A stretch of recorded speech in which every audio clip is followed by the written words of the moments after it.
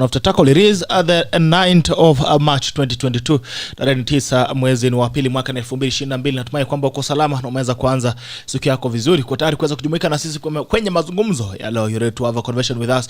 This is a tackle that 9th of March edition, and it begins now. The Siasa Wednesday of 9th edition 2022 inaanza sasa hivi. Pia kama uko na swali unaweza tuuliza. Tuko na ARNOLD MALIBA hapa, we still waiting for daktari mwingine hapa, anasema naomba kiti pale THIKA. Anachelewa kwa siku yake ya kwanza kazini. We also waiting for Jubilee Youth League, National Youth League Chairman Advice MUNDALO. Sema pia yuko njiani, sijui amechelewa wapi. But anyway, this is a tackle the 9th of March 2022 edition, and it begins now. We're going to have a conversation around the issues, the political issues around the country at the moment, and also the policy issues that you having that affect you as a mwananchi. We've been having a sidecast around a forest road issue. Someone came yesterday with a very interesting perspective into it, and someone is accusing the government of doing an axe scam. I don't know. So the police as well have really launched a very serious crackdown. I know, my guys, a lot of border guys who are right now waiting to be arraigned maybe this morning at Kibra. Got na koti zingine ambazo ziko Kenya hii. They've been a crackdown on border. And I've also seen some complaints from the public. They are saying even borders that are parked at home, pikipiki umeweka tu nyumbani inatulia tu, unasikia tu bana askari amekujia na pikipiki. So I don't know, sometimes I think the country sometimes really takes advantage. The police take advantage of some of the regulations and some of the orders to go haywire and become another marauding gang in uniform. Alright, kama kawaida lazima tuende mbele za Mungu tuombe, alafu kirudi basi nakuja kuwapa salamu zenu. Mighty Father, we come before you this morning. We worship you, glorify your name. Thank you for another opportunity to see this day. As we have this conversation, may it edify the fabric of this country. For we pray something and believing in Jesus' name. Amen and amen. Haya, ni mwana kuna ngona ameweza kuamka mapema tayari. Kipkoskei tarusa sema amazing. Good morning to you Kipkoskei. Misharin Mitch, good morning to you. DK Cheboy, good morning. Mwanji Maina, live from Nairobi. Asante sana. William Wange, good morning. Team tuned in from kama kawaida. Asante sana. Let me know where you're joining us from. Please, when you join, when you we get to know that you're watching us. And that please share. When you share, you give someone else an opportunity to wide broadcast. Manji sana, live from Nairobi. Asante sana. William Wange, good morning. Tuned in kama kawaida. Marion Everchela, good morning. GB tuned in from the City Cabanas. Asante sana to City Cabanas na Embakasi nzima. Moses Waweru Irungo, good morning. We are ready to face the day. Asante sana. Larry Kimonori, good morning. Jirabi talk tuned in from Kericho. Asante sana kijana yangu Chesignan. Elizabeth Tukai, good morning. Amo Sang, niko ndani. Asante. Kevin Wanjala, you asked for my number the other day but ended up not. Okay, so please send me your number, please sir. Kevin, let me check if you send me your number. Pole. Utandangala Geoffrey, good morning. Kisumu iko sawa. Asante. Marion Evachela, watu wa City Cabanas. Asante. Lucy Jessa following from Colorado Springs. Asante sana. Mbruto Neter. Okay, thank you. Dan Marichondo Mari, good morning Bito. Good morning to you sir. Fred Chirchir, good morning Jirabi talk this weekend on Kapkirwa Kweli. You'll be hosting, napenda hiyo show sana. Asante sana. Nitawaambia I will unveil tomorrow the guest for Kapkirwa on Saturday. Amos Sang, good morning. Good morning to you. Kenny Amos, hello, Bitok tuned in from Aldai. Do you read mischief with the president's directive? This is pure political. I don't know. We'll get experts to analyze it. Kevin Kiprop, good morning to you. Paul Bitok Muzee anasema jambo GB jambo. Sir King Kevo, amazing. Tony Nicholas, good morning. Nandi Tindred, asante. Dan Marichondo Mari, good morning. Bitok catching you live from Mukuru Kwanje. Asante. Muguru kwa Njenga ndio mahali nilianzia maisha bwana. Nilikuwa naishi hapo Ebeneza. Karibu Ebeneza hapo. Unajua Ebeneza. Watu wa Muguru kwa Njenga kama unajua Ebeneza. Ndio hapo wakati huo barabara hazikuwa. Nilikuwa navaanga gumboot kutoka kwa nyumba, ukifika kwa lami basi unavaa viatu. That is Muguru kwa Njenga for you. Hapo Ebeneza nilikuwa hapo. Asante sana. Salimu wangu na watu wa Muguru kwa Njenga ndani Marichondo. Ken Rotich from University of Kabianga. Go to Ogot Joshua and good morning. Jatelo tuned in from Berlin. Asante sana ndugu yangu go to Ogot all the way from Berlin. Thank you guys from Berlin, Germany. It's a pleasure to have you this morning. Isaac Korir Elo Tackle watching live at James Kishuru Road, Nairobi. Watu wa James Kishuru na Lavi. Asante sana. I'm going to see you this morning. Thank you for joining us.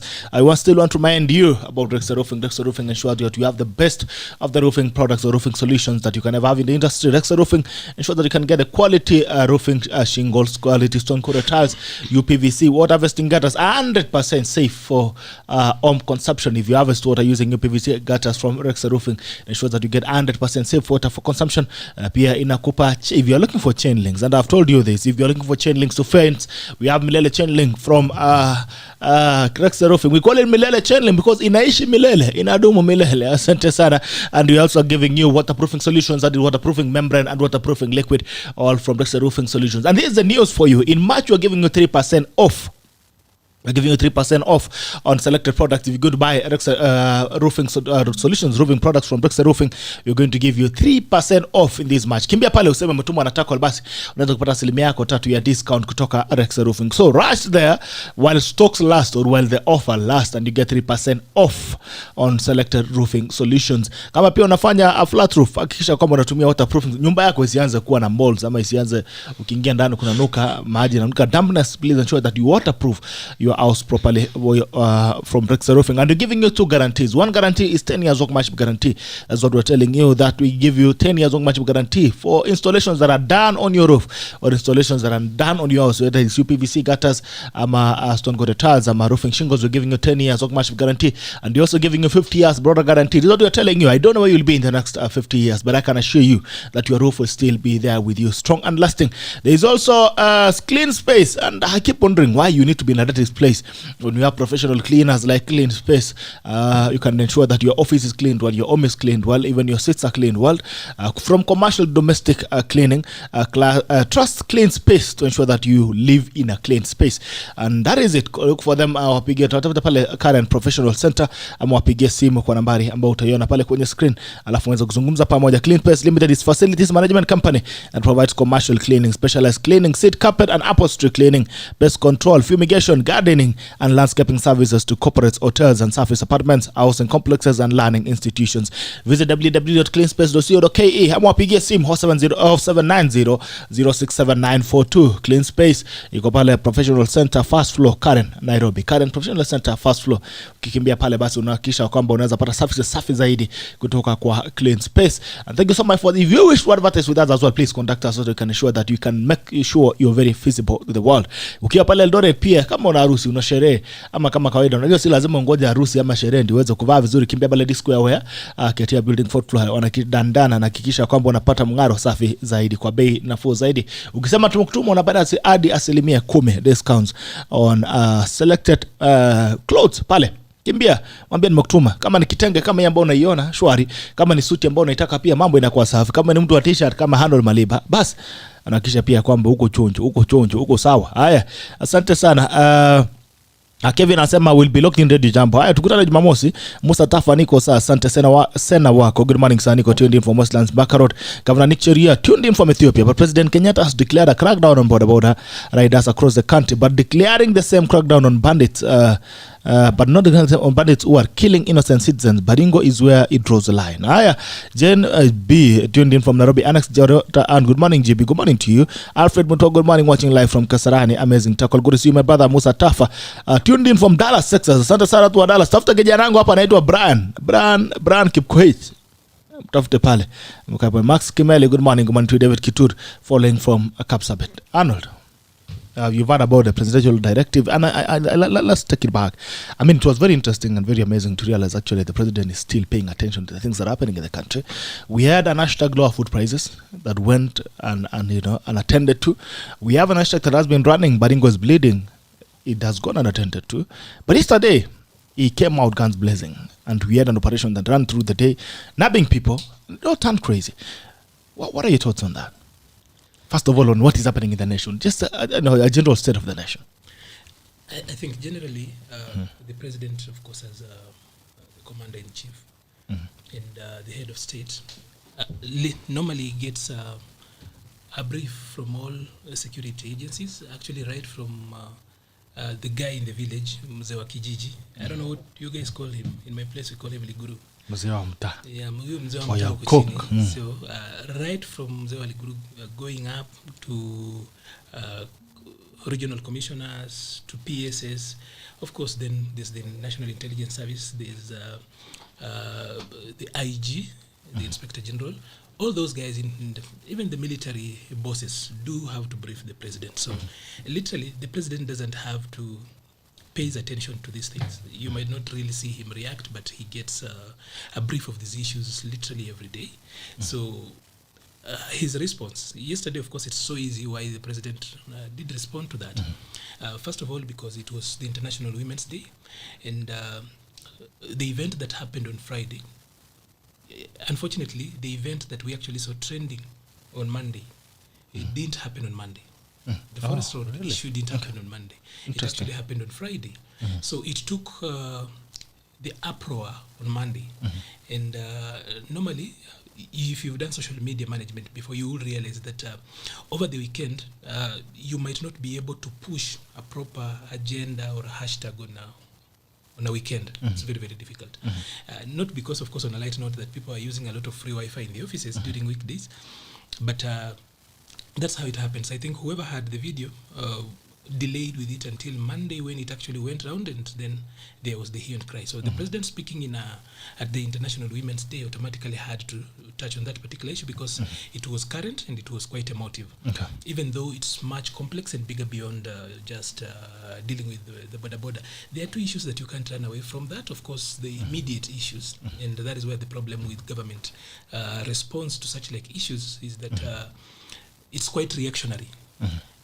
In that you remember the please boost microphone the deputy please. The deputy governor the deputy governor for Kisii had his car banned late last year. It's out there. We're talking about a deputy governor for Kisii had his car banned. Yes. A whole car.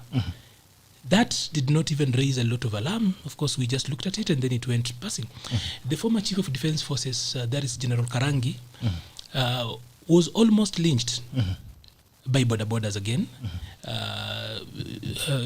DG Maangi for Kisii also had his car banned. Then some national intelligence driver somewhere in Trans Nzoia was also, he almost died out of some drama with the border. So it's true that there is a group, there is a class, there is a subculture within the bigger border industry that is quite violent. It's also true that there is need to reform the border sector. Unfortunately, you cannot talk about reforming the border sector without reforming or relooking at the entire public transport sector. Because what boda are doing is simply what the matatu are doing. Is only I actually say that what boda are doing at the micro level is what the matatu are doing at the macro level. So we have to rethink the entire public transport framework, how it's actually working before we talk about boda. You're not going to actually deal with boda in isolation of the entire framework. You will have to deal with matatu, you will have to deal with the roads, you will have to deal with the licensing regime, you will have to deal with so much. So the entire public transport sector needs rethinking and reworking.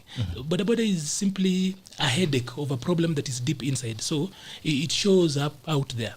The other thing also why the president, of course, came out guns blazing is that you've seen what has been happening in Uganda. In Uganda, boda, a segment of boda has actually become killer gangs, and you see Museveni has been having problems with boda also. So there is a subculture that comes with everything else. You know, when technology came and we started using computers today, there is a crime that came with that particular cybercrime. The cybercrime today, there is a lot of crime on that particular end. But then the guys who came up with the technology didn't necessarily do that, thinking that it will be the beginning, or rather it will actually introduce something else. So that is why it is important for planning to go ahead of implementation. But a lot of times in this country, we allow planning follows, comes after fact. I'll give you an example. You said that at some point you started living in Mukuru when you started life. Pipeline, for example, today has got about 450,000 people. It doesn't have even a single social amenity. And in the classification of how we should actually be able to allocate amenities, like when I talk about 450,000 people, there is no public school in Pipeline. There is no social hall. There is nowhere to play. There is nothing. In fact, things like sewage have actually just been coming after. They are trying to work around that. As in, people settle, and then we come to plan later, when planning should actually precede. As in, normally, when you simplify policy, the way we talk about the 3 P's of policy, is that normally you look at a problem, then after a problem, you look at the politics around the problem, and then after sorting the problems around that particular problem, you come up with a program to address that particular So the 3 P's of policy. But in this particular country, of course, a problem occurs on its own. People in their own ways come up with a program. So there is no data that precedes the indicators that inform how we come up with interventions.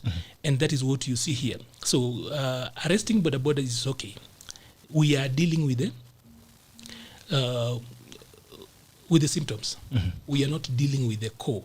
Okay. Yeah, so this is the bad manners. Yesterday, even as we talk about boda boda, you saw another a trailer carrying rice on THIKA Road. The people that were looting that trailer were not people walking on foot, were not even boda boda, were other motorists who stopped their vehicles. And you know, in Africa, having a vehicle in the first place is synonymous with you being rich. Yeah. So here, people who are presumed to be rich stopped their cars and started looting rice. So as a nation, we are a people who actually are full of bad manners. We just have got bad manners as a nation, from the border, from ourselves, as in no one. And I'll actually surprise you. A doctor friend of mine, when we talk about a doctor here, I'm talking about a medical doctor. Okay. I'm not talking about a medical doctor friend of mine. Met over the weekend, we were just trying to catch up. And she told me that she was coming from work, and as she got through her neighborhood, she saw a lot of women near the chief's camp. Then she asked them, what is happening here? They said, we are receiving money from a certain politician here. So she went back to the car and then put on a Masai shuka that was actually in the car. Then she queued with the women and took away 1,000. So here, we're talking about a medical doctor. And asked her, honestly, you don't need. And by the way, she's sharp. She told me, no, it was money people giving around there. I was off duty, so what do I do? And she told me that I've also I've instructed my house help that anytime she hears people are meeting around Chief's camp and they're giving money, she should go and collect that money. So you see, this person doesn't necessarily need the 1,000 shillings. But as a people, there's just that thing in us. You've seen that meme going around about Kenyans that if you go to Uganda, when somebody talks about bad manners, it's synonymized. If somebody calls you a Kenyan, means that you're bad mannered. So uko na Ukenya. So uko na Ukenya, as in you are just bad mannered. So boda boda also is actually it's actually a symptom of who we are as a people. They come from amongst ourselves. These are not guys we have just imported from elsewhere. But then, of course, we are a country under the rule of law, and there's so much to work around. So beyond arresting them, beyond actually giving the police officers a chance to get money out of this, and probably ruining a few careers and lives and lifestyle, livelihoods, we actually need to go back to the 2019 boda safety, the boda safety team that the president task force that the president put together. By last year, they had regulations. Those regulations we still are debating about whether to pass through. So you do not solve the boda problem through arresting a few people. You actually have to come up with the safety regulations, the boda regulations that we'd put out there. We need them to actually go through public participation. We need to make them law so that then we take care of them. That is just on one issue. And of course, so you asked why the president had to speak about that when he didn't speak about the food, the lower food prices and stuff. There's so much that's happening. Of course, the boda issue is just one of that. Of course, at the international level, we have got Ukraine. Yes. And it's something we cannot run away from. You see, it's going to affect everything, literally, as we know it. Then there's the issue in Baringo. Somehow, the boda issue preceded came on top of the Baringo issue. And Baringo has been festering for a long while. Even when people try to bring up the issue of Palestine, for example, when people are talking about Ukraine, is because the Palestinian-Israeli issue has been around for quite a long time. And sometimes when you have got a wound that does not heal, you start living with it. You get used to living with it. So, and I think that is the problem, or rather the casualty that Baringo has actually suffered, that issue has been around for quite a while. And therefore, as a people, we have got fatigue on problems that do not go away very fast. So you realize people are not giving it a lot of focus. The food prices thing, food didn't start going up the other day. It's been up for a while. But again, as a people, I say we are very reactionary. Not just our government being reactionary. We are a people who then start to sit around, feel like we are bored, and then a scandal comes up, we push that scandal, push the hashtags, and we are done. So I have said this before in this particular set. I will still say that for all the problems we have as a country, that for all those problems people speak about, you see, is simply one. We must actually come to that conclusion I know it's like victim blaming, but I have to say this. Some old American once said that we have seen our problem, and that problem is us. So until we take care of us, you see, today people are talking about bad leadership and everything very eloquently, but when they go to vote, they will not listen to you for what you have, for the content and the solutions you bring. They will first of all ask, are you a man or a woman? What tribe do you come from? What clan do you come from? What are you giving us? These same people that are complaining about bad governance, the same people that are complaining about MCAs who have not been picking their calls, the same people who are complaining about governors who have been looting, will then be going to August on 9th and make decisions not based on the issues that leaders should be doing, but other issues altogether. So when you are going to actually vote because somebody has given you a little bit of money, if you're going to nominate somebody on a political party that you support simply because they come from the same clan with you, or they come from, sometimes our politics is actually so stupid. When I talk about being stupid, is because I have used this example about Larry before, that one side actually plants coffee and the other one I think plants tea, and that there are some so serious divisions just based on what plant people or what cash crop people plant.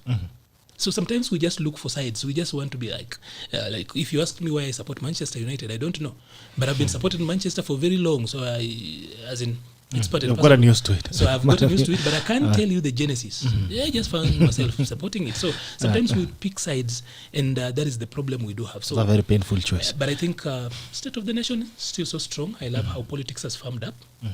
People are picking sides. It's important now so that we get out of the sandstorm. Now we know that clearly we have got Azimio on this side, and on the other side we now have got Kenya Kwanza. Now having the two of them means that now people can make their decision, but if you're going to make choices down here,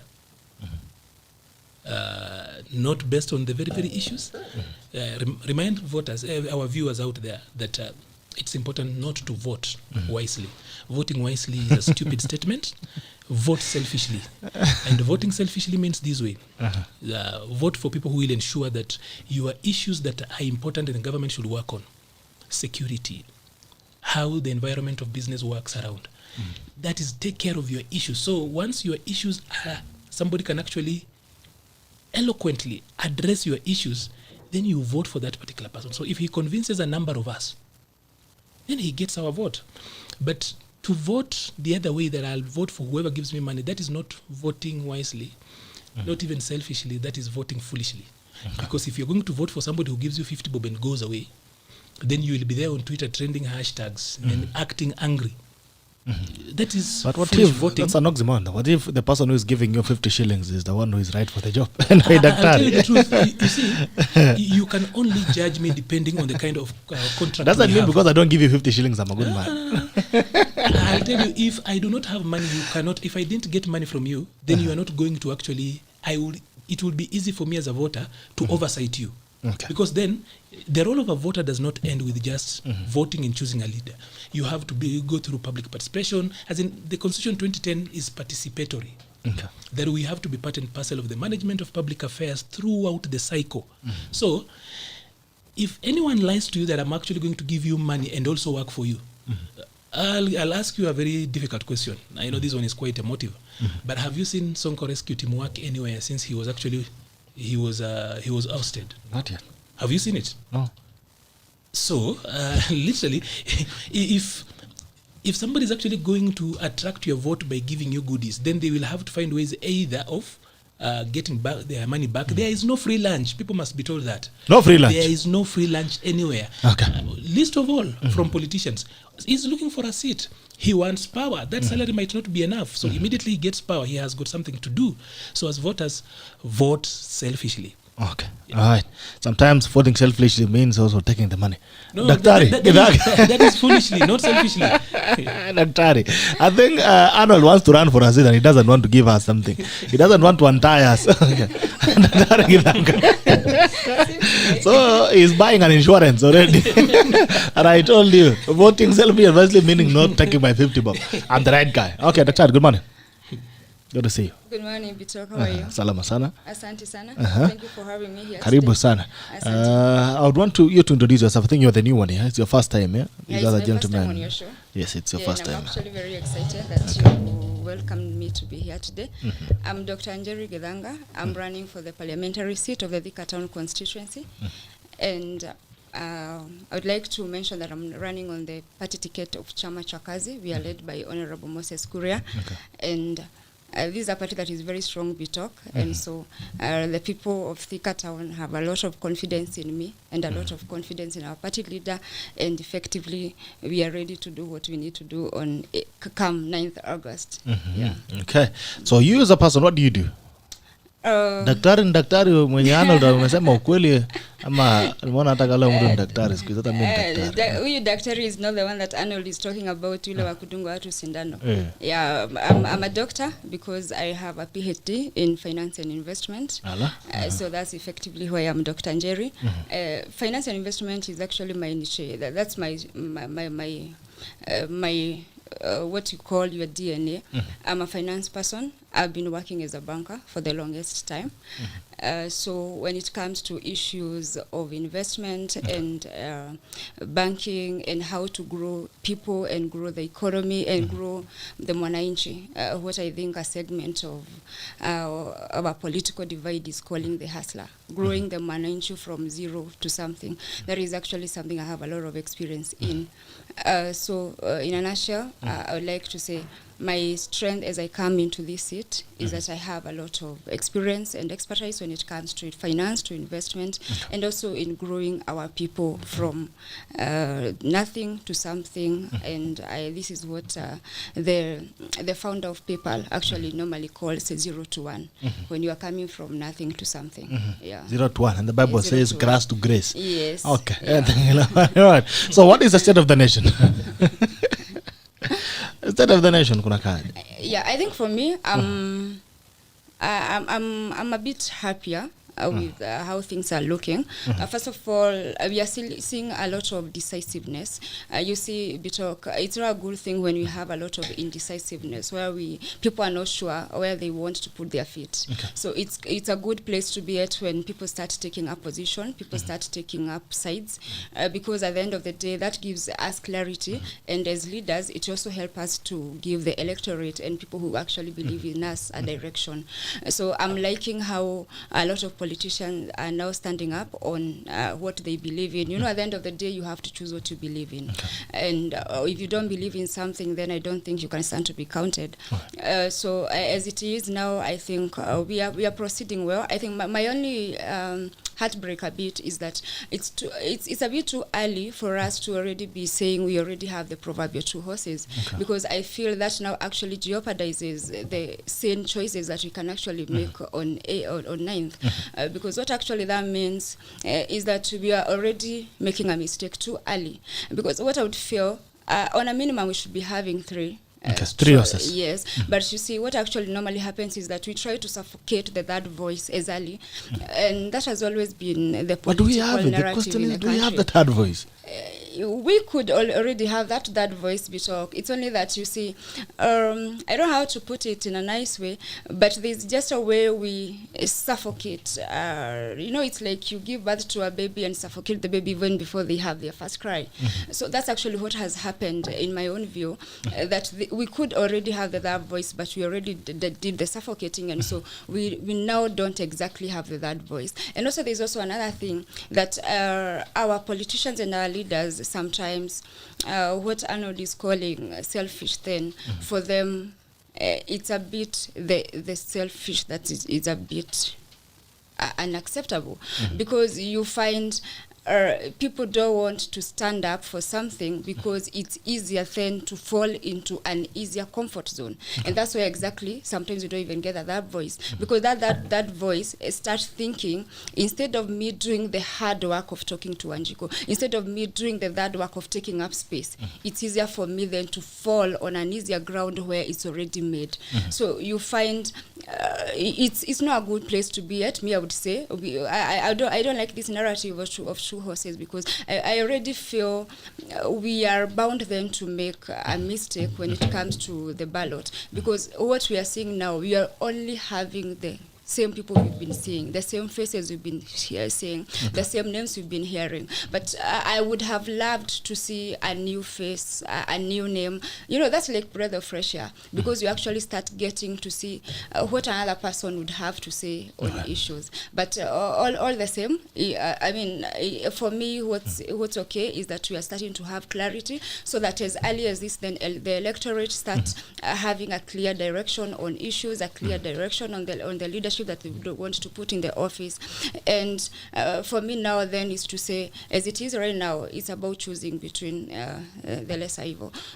Because I wouldn't really say we are having that fresh blood that would say it's actually bringing a lot of substance onto the table, because it's been the same people. But let's see what's the lesser evil. And as ARNOLD is saying, then it's for us as electorate then to say, being selfish in that choice, who then is speaking more into my needs, who is speaking more into what I see in the country, and who is speaking more into what is empowering me come August 9. All right. Yeah. So 3 issues that have been coming. We had lower food prices that came in. We have a running hashtag, Baringo is bleeding. And we also had the forest road issue that happened.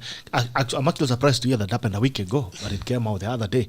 But anyway, so we had a crackdown yesterday that was ordered by the president. And people, yes, we've seen people have been arrested. Almost 200 border operators have been arrested and fined 35,000 each. 35,000 each times 200. Hey, the government is rich today. Anyway, so that's it. The public also has come out crying. They're saying that even borders that are packed at home has been, the police are coming for them. I had a guy who I actually sent yesterday. He's telling me he ghosted, he disappeared. Kumbe ako analala Kilimani. Zama anapelekwa Kibra asubuhi na amelala na mzigo yangu. Yaani polisi hata mwezi nitumanishia kitu yangu nilitumana. Anyway, so the president came out yesterday speaking very toughly on the issues that happened on Forest Road. But the question among Kenyans is, the president has been very quiet on the lower food prices. He's been quiet on Baringo. It's been happening, which is a national issue, a national security issue. He has spoken out on this, and he has completely given us a solution. He already has a solution what to do with the border menace. One of them is putting them in some group that is going to be managed by Suji who and do. But what's your feeling about all these issues? First of all, what happened on Forest Road is very unfortunate. Yes. Yeah, actually, first of all, I'd like to express my sympathies to the lady, because, you know, when I see her, I see myself. I see a young girl trying to build herself. I see a woman. And I also see someone trying to make it through the day in this country. And, you know, it's already not easy to just make it through the day. There's a lot of things in the country that for you to survive through the day, then it becomes, it's a battlefield.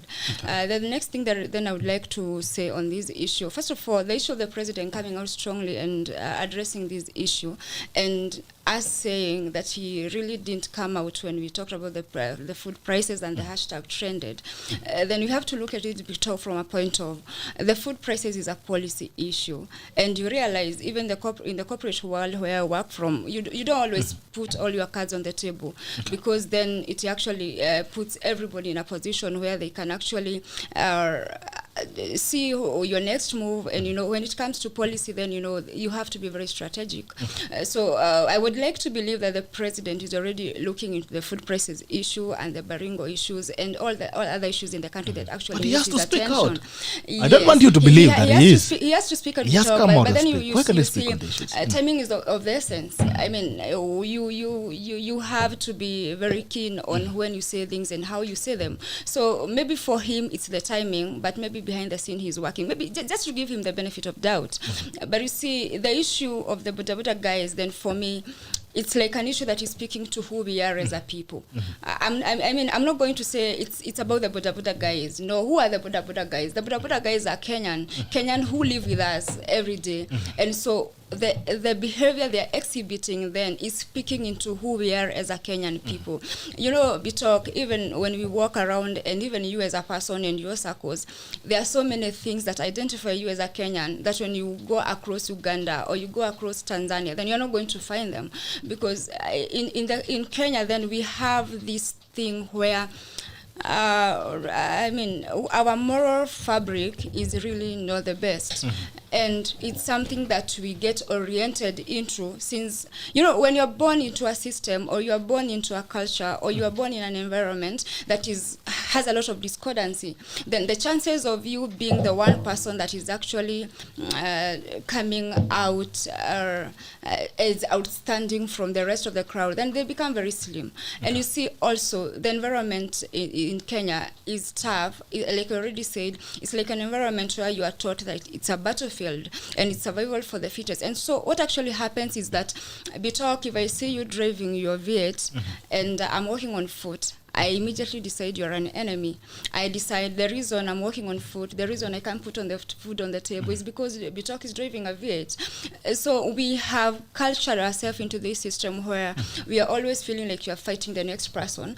And on top of that, then there are also those other orientations that actually don't mold our kids into the best. Even when you walk into our primary school, the things that you start seeing kids getting oriented into when they come home, or the things they see the adults talking about, or the behaviors they see with adults. You see, if you are carrying your family on the car, Bitok, and you're on the road and you're trying to overtake somebody in a bad way, and you're trying to even hurl insults, you see that kind of orientation is already speaking into who you are shaping this kid into. Okay. And so for me, the boda issue is speaking into who we are as a people. And it's for us now to call ourselves into a meeting and say, is this actually the culture? Is this actually the country that we want to build? Rather than point fingers and say, it's a segment of people. Because you see, boda is just what you do for a living. Okay. But that does not really define who you are. All right. Asante sana. Thank you so much. Nataka kujua mkutano itakuwa wapi. Nataka nikuje na Maliba. Mkutano ambao tunaitana.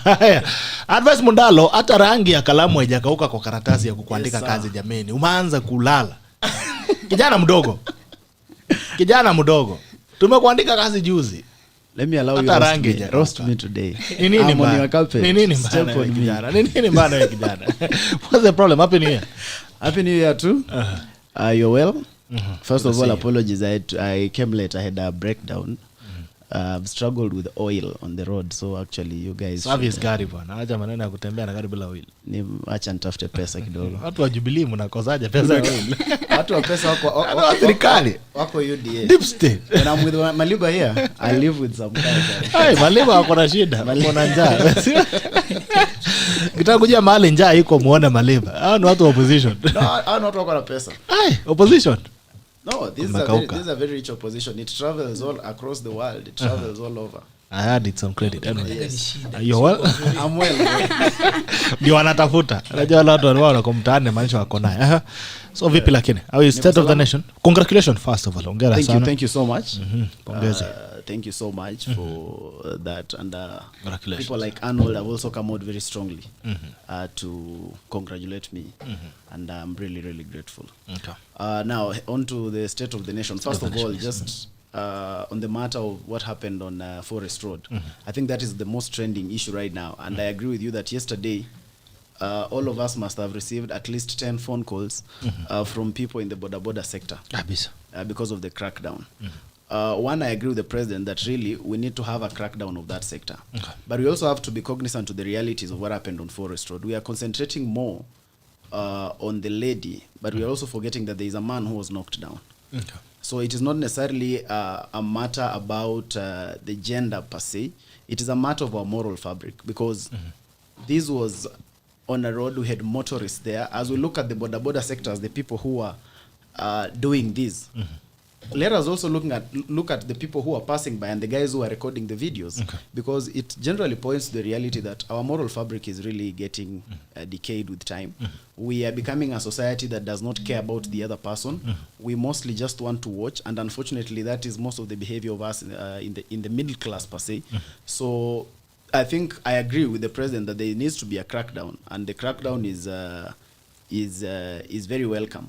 But again, this is something that should go on. It should not be a one-off. It should not be just something that will happen once. It's something that should go on and on. But again, we also need to look at ourselves as a people and a society. Where are our moral values? What do we actually stand for? Are we those kind of people that are going to sit back and watch a lady be harassed, and also sit back and watch another person fighting for their life, and nobody is reacting to this. All we want to do is to record the videos. It is extremely unfortunate. Yeah. Okay. So the president has remained mum on the issues that affect Kenyans. Food prices, lower food prices. Baringo, right now as we're speaking, there's mandatory 8 people or 10 people by the count of today. 11 have been killed. The president has not spoken into it. Matiang'i came out to speak about the issues on Forest Road. As a Minister of Interior Security, he has not spoken on the security issues in Baringo. What's your feeling? Security is are they not Kenyans? Security is not is not something you just wake up and talk to. There must be a very concrete plan, and the government cannot come out to speak, to complain together with us. And I'm sure the president has this issue on top of his mind, both the security issue and the issue of the lowering of the food prices. We also have to be very realistic about matters of food price and know that energy prices have changed all over the world. It's not just about Kenya. So sometimes we over-politicize these issues because it is something that aligns to our political thinking. It is the same case with what happened on Forest Road, and someone wants to come out and now want to justify and make it a political arise political connotation and emotions out of it. So the food prices, yes, have gone high, but it's not necessarily a matter of Kenya alone, because food prices are affected by many things, the energy sector. So I'm very sure that these are not matters that the president has slept onto. These are matters that the president is dealing with. And when he comes out, he needs to come out to Kenyans with solutions. We don't want the president to come and complain with us. So sometimes we should not expect that when we trend a hashtag today, then the president should give a state of the nation. It's not today. It's been how many weeks now? Yes, it's been there. But at least he should come and say, I've seen what you're saying. The president's I shall go back. The president's work is not to come and confirm that he has seen things on Twitter. He should send someone even new. I don't think so. So the president is dealing with these issues, and there's a whole team, of course, that works and advises the president. And I'm sure that the president's wish is not that food prices are high. The president's wish is not that there is insecurity in Baringo. So these are things that the president in due time will address to, but he will not come out to just address them. When the president comes out, it will be solutions being given to the country. So how many lives will be have lost by the time he's coming out, especially in Baringo issue? We don't wish that lives are lost. It's not a wish. We don't wish that lives are lost. But again, the reality is that there is insecurity in Baringo. And the president must address it with a lot of reason, not with the political excitement. The president must not just come out to paint a picture that he is concerned for political leaning. He should come out and actually give us solutions. And that is what the president is committed to. That is what the president is planning to come out to do. But if it was for political reason, he could come out and pull any PR stunt. The president is not here to pull PR stunts. He is there to offer the solutions to the country. We're still waiting. All right. Max Kimeli, good morning. David Kiru following from Kaswara Sunday. Lakoske E, good morning, Bito. Kenya is a knee-jerk reaction state. We are now all over arresting border guys for the crimes of very few guys that the police would have controlled before. Kwani watu Ministry of Interior wanasemanga wanatrain kutoka kwa Border Association of Kenya wanatoka Planet Mars. Okay. Boni Toga, I'm watching from Merewet. Asante sana watu wangu mtaani. DK Boy na kuona. Albert Kithaiga, Robert Kithaiga, Arnold Mariba, I really respect you. Your ideology wins the day. Okay. Keeps H. Chepkendi. It's so shocking to see President addressing the clip that went viral while he kept quiet within the banditry that has taken lives of more than 10 people in Baringo. Schools which are going on with their national exams being molested and looking like nothing is going on. But we know he thinks he's punishing the deputy president. Okay. All right. Pauline Mwangi, very true, and it's sad. A.C. Barumoibe, no, I support the government at a certain point. They normally gang up and ban vehicles. If you don't run for your safety, you will die. Like Geoffrey, the people of Baringo should stage manage this insecurity issue and come up with a clip. Seems like the president works swiftly on such. Okay. Balozi Eric Major, what Uru's University professor at Amer Scholar forgot to teach him during his economic class is that a hungry man doesn't need a good road or a railway. What a hungry man needs wants is money in his pocket to buy food, clothes, and have a roof over his head. And dignity, our country has gone to the dogs. The disconnect between the state and the citizen is off the charts, and Jubilee or Azimio just don't give a shit about anything about themselves. The only recourse left for us Kenyans is voting, and we must must exercise our right to vote in spite of planned voter suppression. As it is, Uhuru and Raila are most consummate politicians of their generations who are now offering implausible explanations, not because they have lost the plot, but because they continue to have faith in politics of cynical calculation to secure fortunes of their families to spite the Kenyan public. They must be stopped at all costs. Reclaiming Kenya. Hashtag. Okay. What is that is Kerry Alvin, I can say good morning. They're asking Dr. Njeri what our stand is on border borders crackdown. I think she has spoken into that. William Mwangi, Gerald, in as much as we concentrate on the lady who was arrested, we should at least also talk about the guy who was knocked down. And I think that's what advice has really brought out. Rosemary Kabogi, border borders are lawless and hooligans. Ban border borders. Okay, don't ban one. Just regulate. Ask Mebu, Dr. Anjeri, in your own words, take a stand. In your own words, take a stand. It is in leadership. Think. Don't take any excuses for the president not taking a similar stance in Baringo killings. Yes. I was asking, the president also should take a stand. He has taken a stand on the political landscape. Why is he not taking a stand on the Baringo issues? He's the president of all Kenyans, including the affected families in Baringo. Iwijo. Jeffrey Rog, why should all border borders be punished because of an incident? They should just regulate. Most of us depend on border borders for delivery services. Kerry Alvin, the crackdown on border borders and registering them is not a solution for a few individuals. Government has failed to take responsibility on roads and actions. 2, police bribery on the roads, and that is why people say let us take actions. 3, stop politicizing of border borders and take action. For rogue border borders. Junior Kigen Bitok, Uru still needs some advices on West people not drunk. Okay, I don't know the one who is drunk. Okay. David Akero, let us not assume that the leaders we elect know what they are doing. They are simultaneously tackling multiple geopolitical and economic variables. Vote in a leader and keep them accountable. Itego Iduria, good morning. Bitok and Dim Tackle. Good morning, David Akero. Should you leave leaders to their own devices? They do what they know best, which is taking care of their own interest and not yours. Sonko is under fire. And corruption has been banned by America. Maybe now you can go to America in Meru. Do you feel it's just because we have a lot of corruption is from top to the lowest level, from the president to the guys who are picking rice on THIKA road. We have a corrupt country. The US has remained mum on some of the biggest corruption scandals that have come in, including their donation that he gave us for COVID, which disappeared. They have not spoken about it. They cannot trace it, but they have not banned anybody. Do you think it's justified to ban Sonko, or there's something else beyond what Sonko is going through? Well, whereas it could be very difficult for us to turn this particular platform into a speculation fireside chat, I still have got, I'm also just as mesmerized as you are, that amidst everything that is happening across the world, the US is actually on the other side dealing with Russia and Ukraine. They still had time to actually deal with Mike Sonko, They had some time left. that when the US is actually, all of us actually worried that we could actually be on the brink of the third world war. Russia is causing trouble on the other side, on the east, and the US is busy also trying to look around. So all of us would expect that they have got all their time and resources, actually concentration put on the other side. But amazingly, they actually had time for Mike Sonko. So ordinarily, as a person living in this global south, then you want to ask a lot of questions.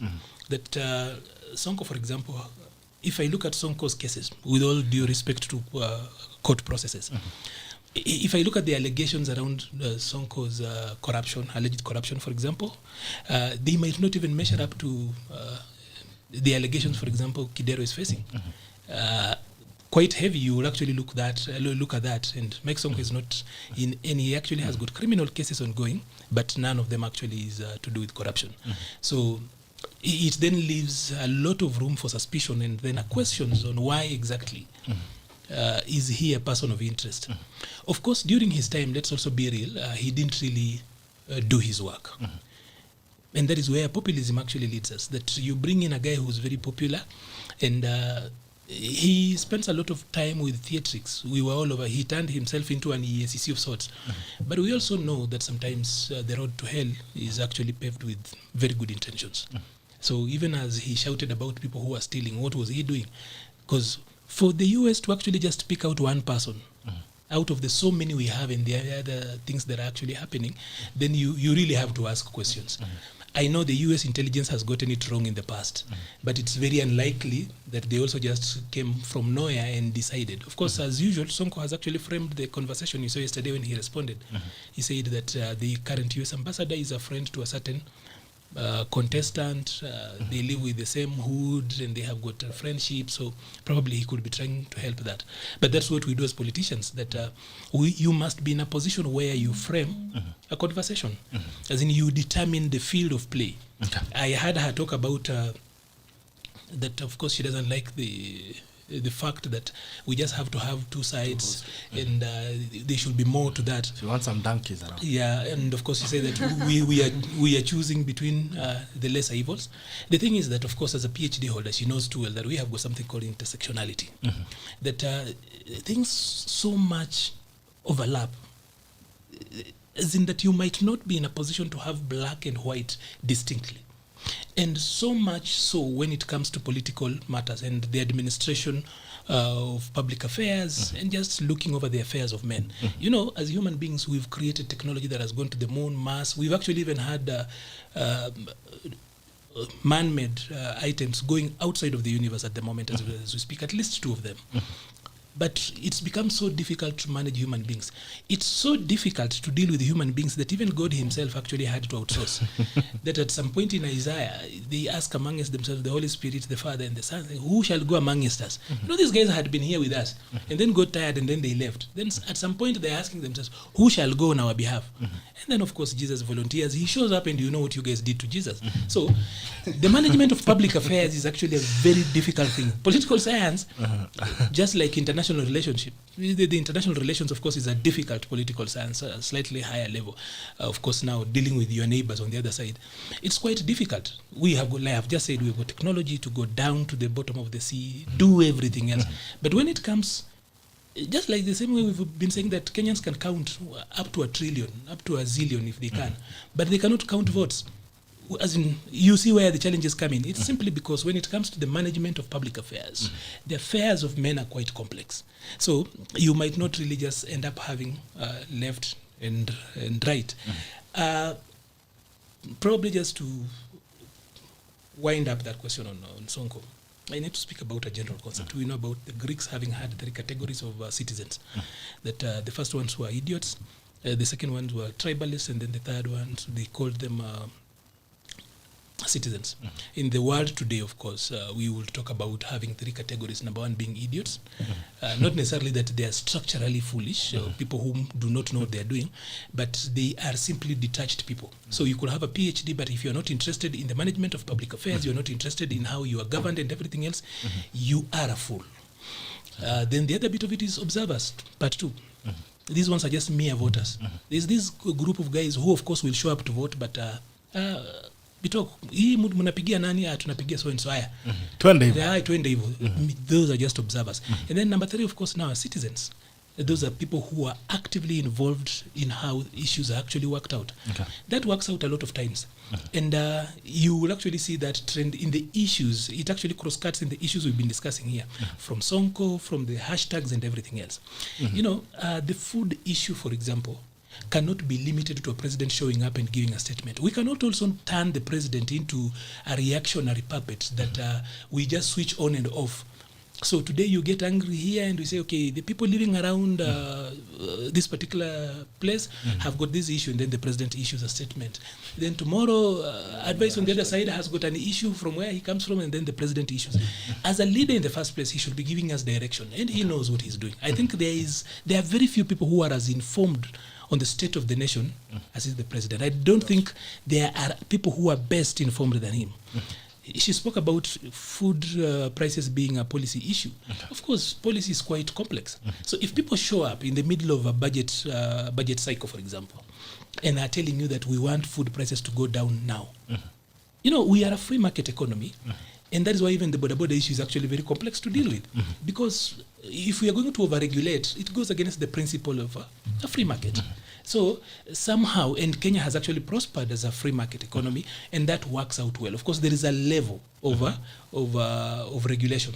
So if you're going to do regulation, have you done an impact on regulation assessment, an IRA, for example, on every policy that you're putting out there? So for whatever thing that you want to look at, including the thing that the US have done, I can actually tell you that has lost Sonko so many votes. You know why? There are people, we are still very pro-Western as a country. We, of course, very few of us look east. Even our government at some point looked east, and then all of a sudden they changed and started looking west again. We are oriented to look west. Okay. We are quite oriental. We are quite occidental. So Sonko has lost about 200,000 to 300,000 votes. If he had any of those, even though I don't think he will actually raise that without the support of either Raila or Uhuru on one side. Now, of course, there is transferability of votes that a section of what used to support Uhuru now supports William Ruto. So Sonko has lost substantive because there are some Kenyans who dream of going to the US. They don't want to be known to have supported Sonko because they think the US will be reading and... So how can we withdraw our votes? I voted for Sonko. So they are withdrawing their votes, the support goes away. So from whatever way you look at these issues, we go back to the Baringo issue. These things are so complex. For example, when is the last time you heard about cattle rustling in Narok? I can tell you that if you check in the media, the last time we had cattle rustling in Narok was about 8 years ago. Okay. Because a number of people now are letting go of cattle and now doing farming. But that is not what we will actually solve the problems. Like, for example, no one can actually come to steal your fruits with guns and other things, the way they do to come to steal cattle. So it goes around, and you realize that kinetics alone will not solve the problem in Baringo. Okay. And it's easy for this being a political season, it's easy for us to become cheap and politicize everything. Like yesterday when the forest road, why are we even calling it forest road? We really sometimes are not very good people. It should be Wangari Maathai Road. The Wangari Maathai Road incident, once it happened, a few people rushed and said that is how hustlers will behave. Not looking at the bigger picture and the problem this actually is a symptom of, we rushed and turned it. And that is very simplistic. Others have gone around, and you have seen no less than a PhD holder, Njoya, saying that the lady Njoya saying that this is a government that has manufactured this thing so that it turns away our anger from the food prices, that is projection, and that we are trying to turn around. Again, we are quite a country that loves conspiracy theories. So, and in a free world, but that is the price of freedom and liberty, that in a free world where there's freedom of conscience, people can come up and think whatever they want, which is okay. But then how then do you balance that? So whatever way we look at this particular issue, I think being a political season, I'm hoping that the US will also read another list of other people whom they think they have been insignificant or mentioned insignificant corruption. So it's up to Sonko to actually defend or ask for a breakdown on the issues they think, and then defend himself. He can clear himself that way. Two, if we wait for, there's a bigger picture, there's a bigger issue for me here. Not just a personal issue for Sonko and his family, but that if we wait for external countries to help us fight corruption, then we also are losing it out. And sometimes we cannot even claim sovereignty, because at home we have politicized the fight against corruption. You see, today you here, Bitok, could just do good things until you probably touch certain nerves, and all of a sudden a file shows up somewhere. So all through it's been around, and somebody doesn't want to work with it. Okay. So speak to so many things, but on the issues of Baringo, Arnold, just to take you back there, I think we tend to handle it in a very pedestrian way, speaking to his issue, because we cannot say the solution of insecurity in Baringo is for people to stop rearing cows and start planting fruits. What is the real issue with Baringo, and how do we handle it? You see, initially what started off as cultural practices, that when you come of age, and by the way, cattle rustling is not a preserve of the Nilotes in Rift Valley. Let me just surprise you. I am a Bantu, for example, and my maternal grandfather once told me that his father, that is my great grandfather, used to do cattle rustling like others, that when it came to time for marriage, you would actually go and get cows from somewhere from a neighboring clan, then you will use that as bride price. But when people used to do that, they would still go and die. It wasn't like it was a joke. So some of these cultural practices, of course, have got, then they overlap and then they border onto criminality.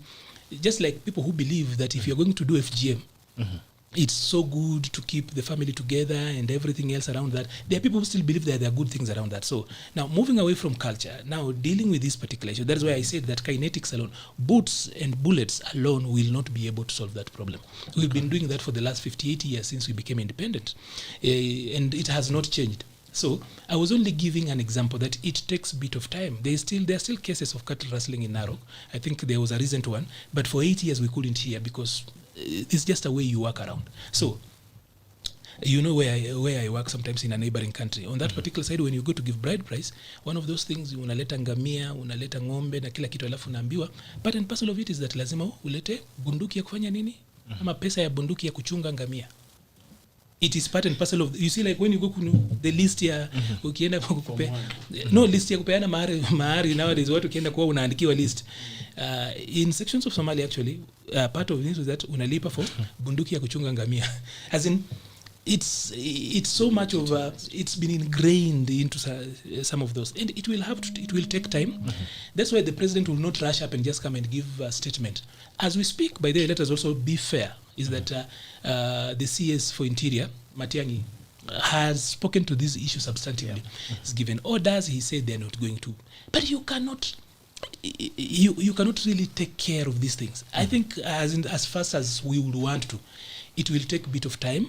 It's not entirely a national government issue. We cannot be the people calling for devolution and doing away with the imperial presidency. And when a problem comes in, we rush first of all to the president. So as we work out on devolution, we have got checks and balances also. What are our members of parliament doing? What are the leaders in that particular region doing? And leaders can also not be using that as an excuse to actually get elected. That then you are going to wait until election time and then you make inflammatory statements and then the people think you are the defender and then they vote you. Again, can we also, why do these things flare up during elections? Of course, it happens in between here intermittently, but one thing that you can be sure of is that in those particular areas, this shows up during elections. Then we also have to look at it as a political problem. Are leaders around there also playing a role in this? So boots and bullets will not solve this. It goes back to speaking to the hearts of men, and we have to go work with it. I need to finalize by responding to you by actually giving a very complex response. Sometimes these things, when they're very complex, you leave them out there. There's the same way the Bible says that for the things that are revealed to us, they are for us and our children. Those that are not revealed to us, to achane nazo. Now, there's this thing called the Eiffel Tower in Paris. All of us everybody wants to go to Paris, one says that they want to get to the Eiffel Tower. So at some point, the management of that particular place had a problem. That there were bats. What's the name of bats in Kiswahili? Otherwise, anajua. Bats. Popo, yeah. That and they didn't even have problems with the bats as such. They had a problem with the pupuya bat, as in the droppings. That there were a lot of bats that were coming there, and then those bats would then kuchafua hapo chini, and because it's a tourist attraction, then you have to employ people who sweep kutoa hiyo mavia popo kila saa. They tried for some time and it was a problem. So they came up with a way. Of course, first of all, you employ a lot of people to sweep. It doesn't go away. Then the next thing, they started thinking about poisoning the bats. It's still, these ones die, the others show up. So then they had to look for a consultant who came in and then, of course, tried to study the whole pattern that is happening around there. Then he realized that the problem was not even the bats. It was the light they had put there for the night. That there was a type of light they had actually installed, and that light would attract certain insects. Those insects are the favorite food for the bats. Okay. So the bats come there because there is food. So since they are there, there's no need of going far. Food will come in the evening, so you will eat it. So you just wait there, and while you are there, you poo. And then while you poo, you are giving problems to the people who are managing around here. So we have to get into something. That is when you do the critical factor analysis. That people do not do the things they do for the reason they tell us they are doing it.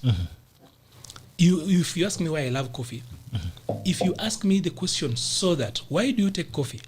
Then I respond, so that I get this.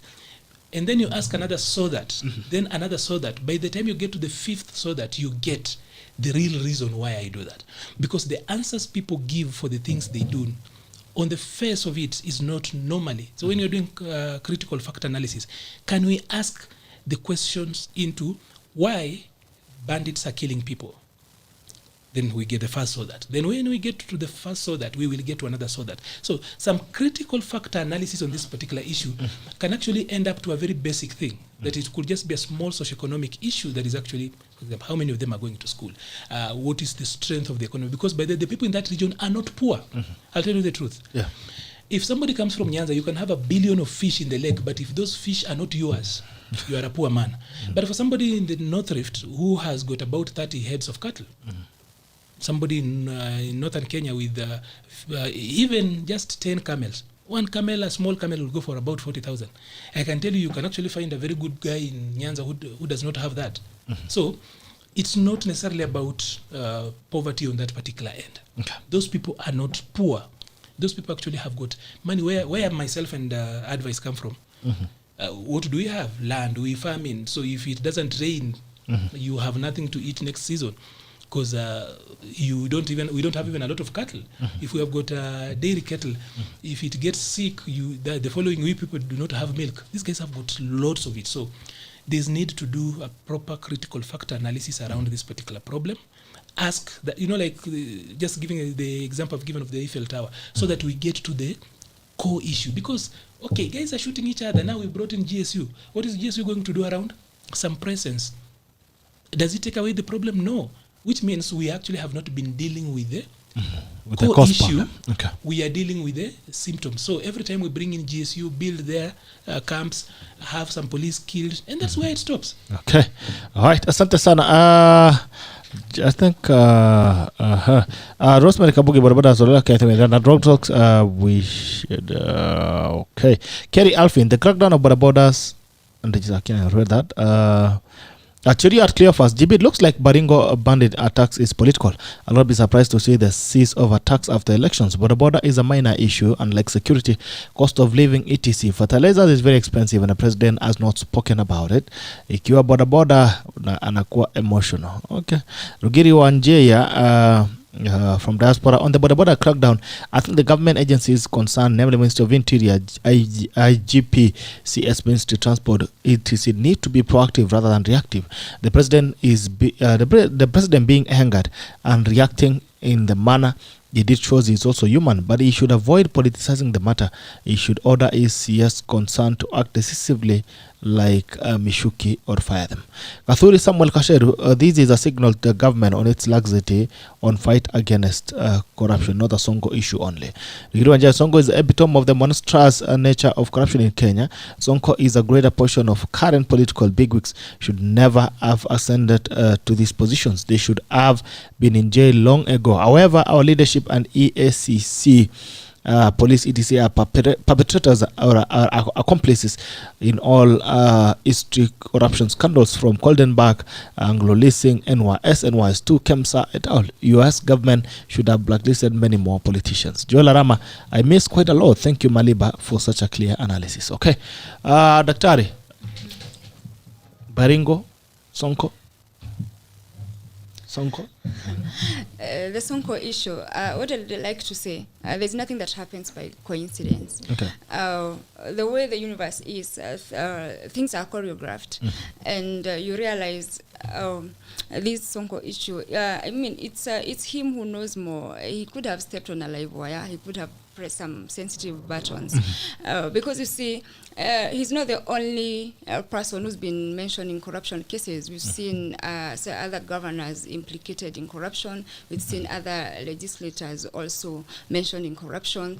And so it leaves a lot to be desired. Why Sonko and why now? Because like ARNOLD is saying, there's a lot of things happening in the world today, and there's a lot of things happening in Kenya itself today. So there's a lot of things that the US could have actually chosen to give focus, because there are things that actually affect the masses.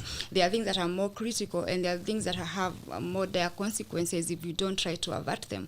But for them to actually focus on Sonko as a person, I mean, they are really has to be something to speak to it.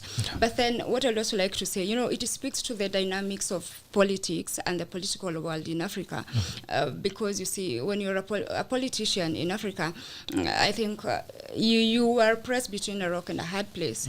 It's either you do your real job and you risk a lot of things, or you don't do your real job and you try to survive. Because you see, we still held hostage by colonial masters, and so they actually decide if to withdraw the air from you. I always like giving the issue of COVID, because it's been here with us. It's like when we talk, you really need the oxygen and you have the ventilator, but I'm telling you, if you dare speak, I'm going to remove the ventilator from you. You see, now it's for you to choose. Do you want someone to pull the ventilator and you die, or do you want to say your truth? Because either way, there's what we say: if you speak, you die; if you don't speak, you still die.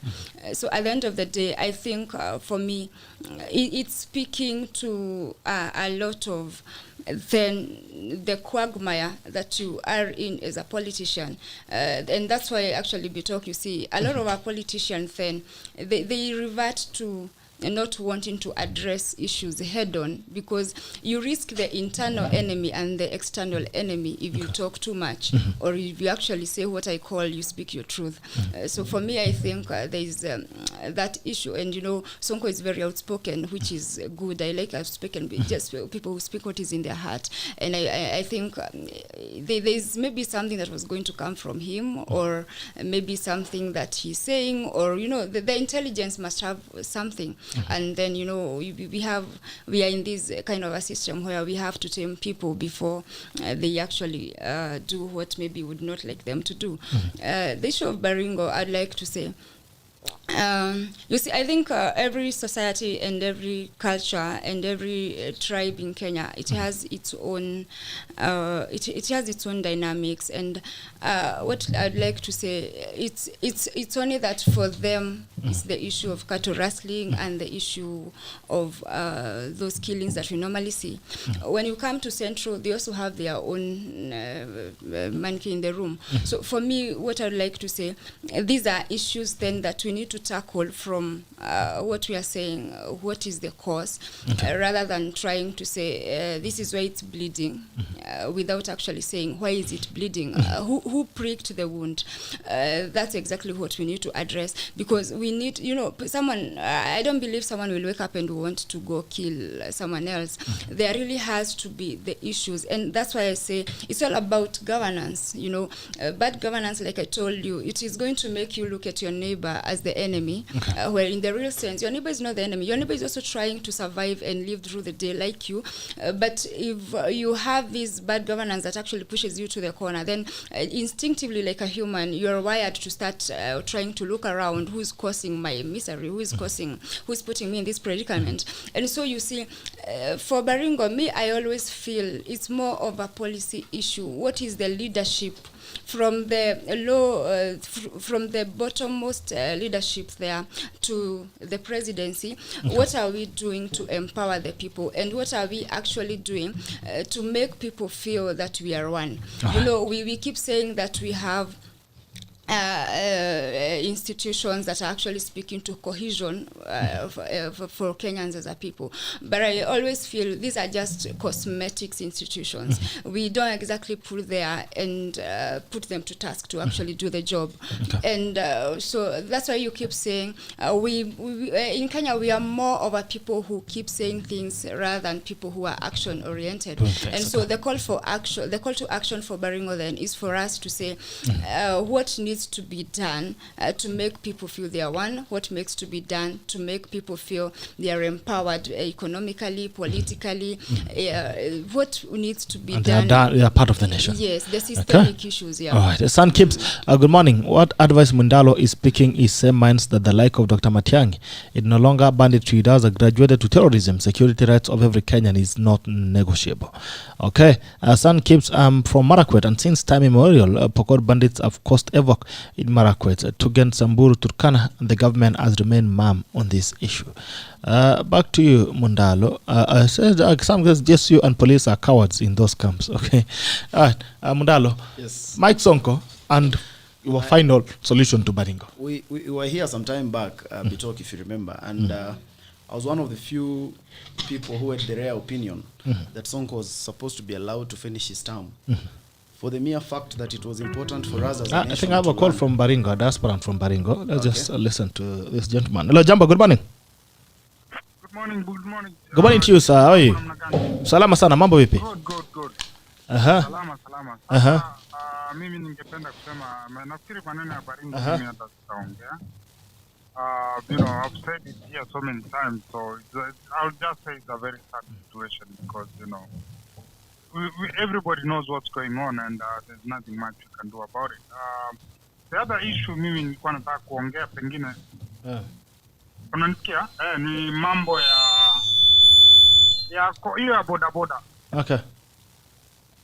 Yeah, kwa sababu I think hii nchi tumekalia time bomb for a very long time. Okay. And it's now starting to show signs of what is in store. Kwa sababu sometimes I ask myself, are there leaders who love this country? Kwa sababu we keep saying year out inakuwa kama ni wimbo, unemployment, hakuna kazi, hakuna chakula, you know, the poverty. And it's something that is solvable. Sasa hii shida inakuwa kama ile kwa computer wanaita cyclic era of redundancy. You know, one thing ulikosa kufanya hapa, kutengeneza mashinani huko, watu wakae huko, wakawaleta town, hakuna kazi hapa, wakakuwa wanapata kazi kidogo, inaleta shida. But you know, until this country watu wakasirike kabisa waseme we are in this debt, it's going to be painful to look for solutions, but we'll look for it. Okay. There are some people that will give way, and that is it, and you know, we'll find solution kwa situation. Ya Sonko, you know, hakuna mtu anakuanga amejiandikia pesa yake ama nini, you know, unless wewe umejitengenezea pesa yako, unakaa kwako, unanunua duka nyumba moja, unauza nyingine. As long as there's exchange of money somewhere, some people will know something about you. There's something that is never, you know, ati mtu peke yake. Kwa hivyo there's so much ambayo inaendelea ambayo hatujui, so tutawachia hao wananchi wale wakurugenzi wakuu wana run dunia watuambie vile kunaenda. But hii mambo ya kusema, you know, bodaboda utashika watu, you know, wamekuwa hapo wao wenyewe. Kuna watu wengi wanajua what is going on kwa wao kati yao. They know who are the bad guys hapo kati yao. But if they don't come out and say these are the bad people, biashara yao na wao wanachanganywa wote pamoja. Otherwise, nashukuru sana na tuendelee kupigia campaign na Buda. Wapi? Sasa campaign ipigiwe nani? Uda. Haya, asante mtu wa New Jersey. Salimia New Jersey. Na sikukuona kwa mkutano juzi. Unajua bwana, mimi na run kazi yangu. Mimi najua tu William anataka kura yangu, nitampatia watu wengi. Wacha mimi nitafutie watoto chakula. Haya, muhimu. Kura atapata. Na nitamtafutia nyingine nyingi, kura atapata. Asante. Nasalimia New Jersey. Tuaje, mlikuwa mtualike New Jersey, what happened? Nyinyi ni watu wachoyo sana hii mwaka. No. New Jersey by the way, nyinyi mko welcome anytime. Wacha saa hizi baridi imeisha, corona ilikuwa imetusumbua na mambo inaanza kufunguka. Tunaomba tu Mungu mambo itakuwa sawa na tutatengeneza nini hivi na tackle hapa New Jersey. Haya, tashukuru sana, tutafika. Tuko na kila kitu, tuko na system ya kuweza kurun tackle from you know, diaspora, so you're most welcome, we'll plan for that. Haya, asante sana, thank you so much. Haya, mambo ndio hayo. Umesikia mambo kutoka New Jersey. Okay, back to you Mundalo, pole. I disrupt you. Yeah, I was actually saying on the matter of Mike Sonko, former governor, I was one of the few people who kept advocating that Mike Sonko was supposed to be allowed to finish his term. For one reason, because it was important for Kenyans to know that when you elect a people with a certain caliber of leadership, this is the mediocre that you're supposed to get. Because sometimes I don't always find it right that we want to make poor decisions in our leadership, but somebody is supposed to rescue us. It is good for Nairobi that the president in his magnanimity together with other people were able to rescue Nairobi and bring it back to foot and put it in the hands of someone who can be able to run it. But again, this should actually serve as a lesson as we head into the electioneering period, that we are supposed to, as a country, know that when you're electing people, they are responsible for our development. They are responsible for everything that we are supposed to want from a government. Therefore, we should not make poor choices, then later make a lot of noise and expect that somebody is supposed to rescue us. This is the time when we are supposed to really ensure that our decisions are made in the correct way possible. And sometimes the best way to make the right decision is not in looking at the promises that the people are giving you, because politicians always have very good promises. Sometimes it's good to also look at the history. You have these people here. What is their history? What have they been able to do for this country, for instance? So what the US government has been able to do, I have my reservations about how Western powers would always come into our space. But this also helps in terms of just our politicians being on the radar and getting to know that when you are corrupt and when you do the wrong things, when you are steal public funds, when you are accused of certain elements, there are consequences to it. This will also be able to help that most of our leaders have to know that somebody will hold them to account. So I welcome the decision by the US, but I also wish that some of these things we do them internally as Kenyans, and not necessarily that we have to always wait so much that someone else is supposed to administer punishment for our wrongs. Then on the case of the insecurity in Baringo, I would still insist that if there is a person that we are sure is committed to the security of this country, then that is the president. Because it is that pulled him and pushed him to even having the handshake in the first place, that this country was supposed to remain secure, which he has really tried, and it has remained so for quite some time. So I agree with MALIBA when he say we don't expect the president to react to hashtags and tweets and such kind of things. The president has all the information, obviously more information than all of us. So when the president is silent on such a matter, then we are sure that this being something that he has proved before, that is a priority for himself and his government, then we are sure that he's going to give us very concrete solution to this. But even at that, it's good for us to interrogate and know the real reasons why we are having some of these clashes. The real reasons will also be able to help us know how to then tackle them. Because we don't want the president to just wake up, send some policemen, cause more havoc. We want to have very real solutions to these real problems, so that at the end of the day, our security is key and the security of every Kenyan is key. So let us not expect that, let's not push the president to be a knee-jerk president who reacts to just tweets and other. Let us ensure that the president, when he comes out, he gives us tangible solutions as he has done before, because that is where we should be heading. Okay. Yeah. All right. In other news, the Deputy President has continued his diaspora tours. He is in the UK. I think he should be heading to Qatar. He has made several claims. First of all, that there is a very serious phenomenon in Kenya that has never been seen before in Earth. Should be considered the ninth. I think we are done with the 8 wonders, or maybe the 9th wonder of the world. And he's saying that the opposition is in government, and the government is a squatter in opposition. Actually, the presidency is a squatter in opinion. The president is a squatter in opposition. He has spoken again in the issues of electoral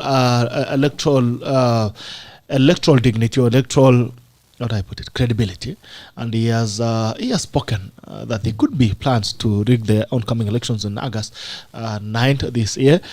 He's spoken a raft of issues. He has still remained very firm on his criticization of the handshake deal. He still insists that it was a raw deal. He says that the president promised him that Baba is going home. The handshake deal was a go-home package for Baba. But Baba somehow is still sticking and sleeping around. So, I mean, he's bothered. He's very worried as a man, and he's saying that I was played in the chess war. My good brother, Arnold. What do you make of statements by the Deputy President in his diaspora tours? Well, being a regular member of the commentariat, of course, I've spoken to this issue one time too many, but then, like an insistent fly, it keeps on coming. So we cannot even avoid it. I am one of those people who actually stood out and said, of course, I support the handshake as it were then, that the country was actually on the brink. I personally was at Uhuru Park on 30th of January. Walikuwa nakula kiapo. I was there. I have got. You're eating Jubilee. You can check it. you can check it, because at that particular time I saw the side I actually had supported and felt quite aggrieved. I was there. I was beaming it live. My relatives, of course, didn't like it, and my friends were calling me to ask me, "How dare you?" Because at that particular time, everybody thought there would be GSU, and it was going to be. Of course, the government, out of intelligence and out of caution, kept off. And people danced, they sang, they said whatever they did, and we left, we went home. Thinking of it, sometimes I'm like, kind of, what was I doing there? But I support the handshake that honestly we needed to diffuse the tension at that particular time. Every day people were not working. There was always tension. There was tension continuous. So it's given for leaders to go beyond. Legitimacy is just beyond people casting their ballot and you being declared the winner. Every winner, every magnanimous leader must actually go back and reach out to opponents where they can actually work together. Sometimes where opponents are actually very belligerent, you just pick their ideas and you run with. She's running for MP, for example. You can actually realize, I didn't think about this idea, but this guy has it. If you in the seat, you pick some of those things and you run with, because at the end of the day, it is for the very good, the people that he would have served had he actually won elections. So for the president reaching out to Raila Odinga at that particular time, it was not only the wisest thing to do, but it was also the safest thing to do. Because belligerence and just standing out there, we had already lost people going to the elections, and we were now losing business. If you look at Kenya's economic graph, economic growth graph, you realize that as we approach the election, a year to election, it dips. And then once we have stabilized, it goes up. From 1992, you can even predict how it's actually going to look in 2027, 2032 continuous. As in, it's so constant, you just need to close your eyes. It doesn't need research to actually look at that.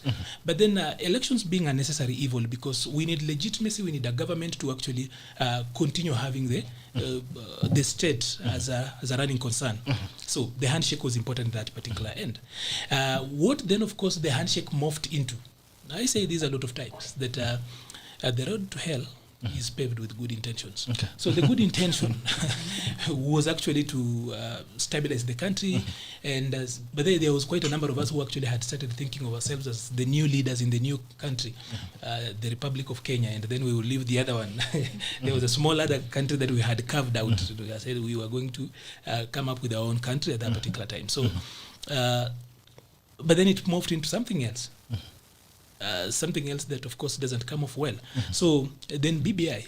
So whereas I supported the handshake, and I still feel like I will support it today, I wasn't very much pro BBI. I had my own concerns with BBI, a lot of it. Number one, because I realized it had been very tokenistic to a province I have actually worked for. That is the young people that I've worked for until recently, when I came out of that bracket for a very long time. So I can't run away and actually say that now I'm forgetting these people. As in a sector I've worked in for the last 12 years, I still, at heart, would actually look back and actually feel like, I felt it wasn't very, it didn't go out.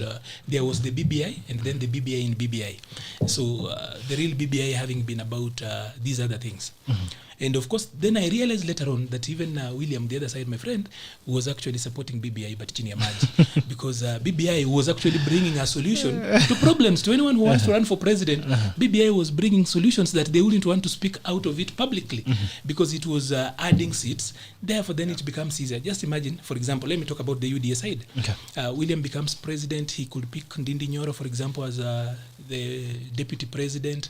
Then you find somebody else, you make a prime minister. You take care of those interests and balance them out. You have got 2 vice presidents, 2 deputy prime ministers. You have got seats that then work around, and you take care of that. Every society, by the way, must actually come up with a governance structure that works for them. But from where I sit, of course, as an individual, I felt like that was being, we were not solving our problem correctly. So, of course, I opposed BBI. Why am I actually taking that time coming down? Then that brings me into the DP's issue. I would like to see probably the DP and his people actually become bold enough and actually bring out their agreement they had with TNA in 2013.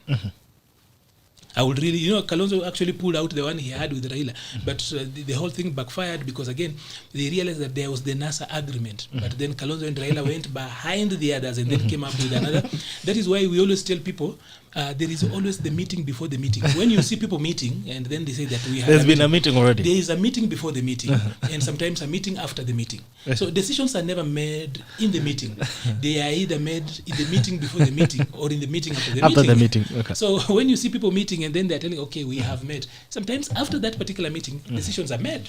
Okay. So here is where now William comes in. That William has got a problem. All of us know, at least if you are a practicing politician and you've been around for some time, you know that there must be an MOU somewhere. Ever since 2002, we have really gotten used to having MOUs at the back end. If William had an MOU, and I think Sakaja, Murkomen, and the others would actually know that there is an MOU at that particular time they had. But MOUs have actually become papers. Ever since the days of Kibaki, an MOU that is actually not made public is always a paper, because leaders can always go away. You remember Raila actually arguing that we had an agreement with my brother Kalonzo that I will do 5 years, and I will retire, and he will pick up after that. And then Raila asks a question that you cannot avoid. Have I done my 5 years? That question, you cannot run away from it. Has he done his 5 years? Or so long as he was living, that was okay. So William is actually in a similar problem or challenge. And he's actually right to feel actually stiffed that he had this particular agreement and he felt like everything was working. But then if you are Uhuru Kenyatta, what will you do? Will you have escalated the 30th 2018 January 30th issue? Would you have escalated it? Would you have picked the strong way? Just remember that the president again is influenced, or rather is informed by NIS, the police, and so many other people, including foreign agencies. They inform him. If you are seated in that place and you see a child going to actually to die. Let's talk about Solomonic wisdom. 2 women had given birth to their children. Sometimes it comes off as if they were women of loose virtue, of easy virtue, that is. One of them slept on the child and the child died. In the morning, she decided that because her child had died, she exchanged the child and took the living one. Then the other one was so sure, this other child looks like my child. So they had a disagreement, and then they went to the king. Said, this one, this is my child. This one says, this is my child. The true mother of the child, when the king decided, okay, I'm going to split this child so that each and every one of you goes with half of a child. The true mother, and the other woman was like, yeah, it is okay. If that is the way, then let us share 50-50 of the child. And then the true mother of the child said, no, I will not need that half. Let her take the child if. And then the king decides this is the mother of the child. Because, so would William then have wished the president to actually say, we would rather have this child dead, so long as everybody goes with half of the child being the legitimacy, that we won the election after all. So the mongrel that then shows up where the opposition, but then the opposition is not in the constitution. Put your phone on silent, Mundalo. If there is a problem in this constitution around our governance, is actually how do you take care of those other people who get a lot of votes, especially at national level, and they have nothing else to do. So this constitution does not have an opposition as we used to know it. Because the person you're calling the leader of minority sometimes comes off very light. Remember Wetangula being the leader of minority in parliament. He did not command the same respect that Kibaki, for example, when he was the leader of the minority and therefore the leader of the official opposition in the House, would command. He would not also command the same respect with Raila being the leader of official opposition in parliament. So we still have got the hangovers from the old way of government, and that we still think that the leader of official opposition must actually have some loud position somewhere, and at least, and most of the time actually we used to work out that. I'm looking at the leader of minority in the National Assembly today. How many Kenyans can actually tell if that is the official leader of opposition? Who is the leader of the... Probably if I ask these people here, they're actually quite people who are exposed to public affairs, but they might actually struggle to know who is the official leader, or rather the leader of minority in the National Assembly today. Who is he? Leader of minority? Yeah. National Assembly? Yeah. Now, they're all mixed up. You don't know who is in the minority, who is in the majority. No. Officially, we have got what is... there is what is Diju. Is it Mbadi? Or is it? There is what is Diju. Inani? Wangwe. Hata advice Mundala ajui na kwa kazi. Wangwe ni mtu wa chama gani? Jubilee. and he's the leader of minority. And who is the leader of majority in parliament? From where? Who is From from where? what party? Jubilee. So we cannot have So both the leaders of minority and and majority come from the same I party. think Wango is the whip. He's the whip. Wango is He's the parliamentary whip. Wango is not the minority leader. So So he's the minority leader then. the minority leader on the other side should be the chairman of ODM. Mbadi. Yes, and then the whip is Junet. So can Mbadi, for example, represent the other 50% of Kenya? If you hear Mbadi speak in the National Assembly, will you feel like the other 50 of Kenya that voted for NASA is represented in him? No, it's Really, not. It's even a perception issue because many Kenyans, just in as a perception campaign, Kenyans have not accepted that a minority leader can be out there is an equal of a leader of opposition. We are still hanging over the assumption that a leader of opposition must be someone who came second to the president. To the president. Yeah, it cannot. So from that end, so it doesn't exist at this particular level. So the president faced what Solomon faced when he actually had to choose between Kenya and his promise to William in the handshake. Of course, William as a human being has got the right to feel the way he felt. Two, the president has got his own issues. Of course, he's not saying. The other day, he was actually threatening to spill the beans. So these other side already had maize. They wanted to prepare githeri, but there was no sufficient beans coming from that from that particular end. So the DP feels what he feels. But then now, there is now politics proper, real politics. So the president has fallen out with his deputy. He crosses over to look for somebody else according to the interests he thinks would actually work for them. Probably he felt William did not support him very well during the handshake. So what happens? So this is real politics. Again, William is actually justified to go out there. You know, you don't expect to hit me and then you expect to go out there and just act strong. Acting strong is what our ancestors used to do and lie to men. It is the same reason why atikaa ngumu kama mwanaume, yet 67% of the people in mortuaries are men kwa sababu ya kukaa ngumu. If we made noise as men, we will actually survive. Some other things will actually be better. We cannot keep on pretending to be strong. So William also has got a right ya kupiga nduru. The late Kalembe Ndile said that one time he had actually spoken against, I think, the authorities in Makueni at that particular time in the presence of Moi. So immediately he left. As Moi started leaving, the special branch and of course DC and his people wakaenda kumshika. Kama hangepiga nduru ndio Ngilu akamuokoa. Akajua alikuwa akasema aliamua kama yeye angenyamaza wangemchukua na hakuna mtu angejua amemchukua, like it used to happen those days. So sometimes vile yule anapiga nduru anaambia watu hapa kwingine kuwa kikiumana mtajua nani. Hapa vile kimeumana and people are threatening to actually steal votes. There are jokes that people should not make. If somebody tells you I will kill you, that is why it's actually don't take it as a joke. In Africa, everything is possible. African politics is like cartoon world.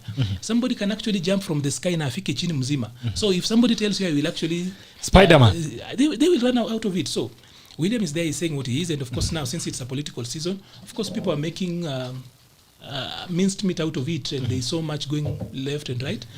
But then William also has got an ambition. What else can William be today other than being president? Just try to tell me, what can William be in this country? Okay. He has been the deputy president, served for 2 terms. The constitution bars him from running again as a deputy. He cannot go back and run for an MP in or governor in Uasin Gishu, an MP in Uasin Gishu. And we already changed the constitution. Today, even somebody who wants to run for president, if he wants to run for MP, people are like, this one is not serious. You see, in the days of also, we have got a problem here. There's perception that the official leader of opposition should be a person who comes second. But remember, in those days, somebody will run for president and also run for MP at the same time. So we want to have our cake and eat it. So William is also fighting his war the way he knows best. And I actually see that he was a wise man. Because if William had waited until this year or last year to start his campaigns, he would, in the words of Chinua Achebe, be outside crying and waiting, both in the sun and in the rain. Okay. All right, Dr. What are your thoughts on the same? Bitok, it's the truth that the sentiments of the deputy president are very 15 minutes strictly, so let's keep busy. The sentiments are very valid because definitely, Bitok, when the handshake came in, and I want to say handshake was a necessity at the time it was coming in. I think for the president, this was more of his legacy. as the president of the country, and so he had to do what he had to do for him to get a working formula to deliver to the country for those 5 years. But looking at the journey that they had actually come the deputy president, then it was it is expected, even as it today. I mean, the sentiments of the deputy president that he should be getting the backing of the president in his presidential bid is very legit, because it's like, if we've shared with you a bedroom, then I would exactly expect to get support from you if I'm actually trying to do something. But then we have to look at things and the trends that have happened in the country before. You remember the Nusumkata government for the second term of Kibaki. Yes, we had the Nusumkata, but you know, it also came with a lot of hiccups. And you remember those 5 years were very tumultuous for the country, even in terms of delivering service to the people. In my view, the deputy president has a valid point. His sentiments are very valid, and his expectation of backing from the president is very legit. But how we have to look at it then is look at it from a point of someone has to do what they have to do for them to be able to function. And when you look at even the presidential bid for the deputy president, I think he has to run because that's what he has to do. He has what it takes. But then at the end of the day, then we have to look at this situation. There's this story of polyamorous couples. You know, the wife will say, I'm okay, you can bring in another woman, but this other woman should just come like someone just dating, not someone who actually is coming to take over my husband. So I think that was the expectation in the handshake. I think even me, if I was in the shoes of the deputy president, then that's what I would have expected. That yes, Honorable Raila is coming into the equation, but he's not actually coming to snatch my husband, you know. But you see, from the eyes of us, the public, that's actually how it looks like. It's like the president and the deputy opened for him the door, and immediately he came in, he became aliingia bedroom, bedroom na akarusha mwingine nje na wakafunga. So I'd just like to tell you to be careful, because we are Africans and we are polygamous, and so you can proceed. Yes, we are African and we are polygamous, yes, but you know, the principle of jealousy still exists. Yes, the principle of jealousy, yes, because we are human to the core. So when you actually come in and you find me with my husband, yes, and you want to be the other third party, then I would like you to actually acknowledge that I came first, and that actually my position should be more supreme than yours. But then we didn't see that actually happening. But then at the end of the day, then is for the deputy president then to see what's the way forward for him now that you want to clinch the presidency in the coming election. And for me then it would be more of him refusing then to concentrate, I normally call them the roadside nurses, him refusing to focus on the roadside nurses of what actually happened, because see, what happened, and now it's to just focus on what's the next course of action. And you see, when it comes to the presidency, then it's not more for him to worry about getting the president's backing, but then it's for him not to focus on Wanjiku. You know, when Wanjiku is very loud, this is what we want, then sometimes all you have to do is to give in. So for him then, and I think he's done a good job on the ground. I mean, the hustler movement, I know ARNOLD is very happy about that. It's been trending and it has had a lot of ground. But then for him, you know, when you're at the peak, then the only thing that can happen is for you to come down. Okay. So it's for him now to find a formula to sustain that euphoria for the hustler movement. And as much as he has a valid point when he talks about being shortchanged in the handshake, then for me it would be to say, let him not focus so much on that because it happened. Then it's for him to say, someone came in and snatched my husband. Then how do I then reclaim my husband? And if I can't reclaim my husband, how then do I build an empire even without this husband, you know? So I think looking at the history of our country, and especially when you talk of opposition, you know, you see in Africa, we normally think opposition is the people who should actually make the loudest noise against the government. So when we actually have an opposition then coming in and dining with the sitting government, then it is actually intriguing. And I think I'm not sure it has happened anywhere in the world where we have opposition and government coming in together and deciding now they are one.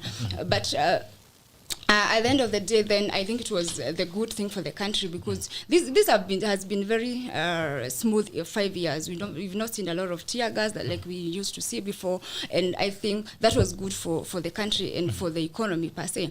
But then another thing then to say is, even as we proceed then as a country, we need to have clear lines, because this government, the way it's been, we've not known who is who.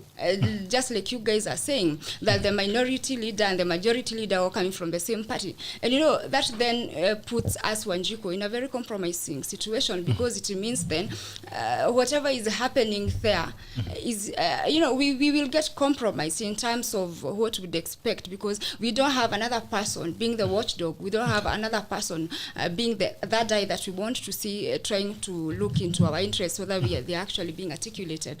And so even as we move on, is for me to say, let's have that clear line. If someone loses in the election, it's more of let's have people who are going to accept and then allow the government then to do its work as we wait for the next 5 years. Okay. Where's Mundalo? I'm sorry. Oh, I gave you a lot of time. You gave me a lot of time. It's not true that it has never happened anywhere that the opposition and government will not join. It has happened in this country a lot of times.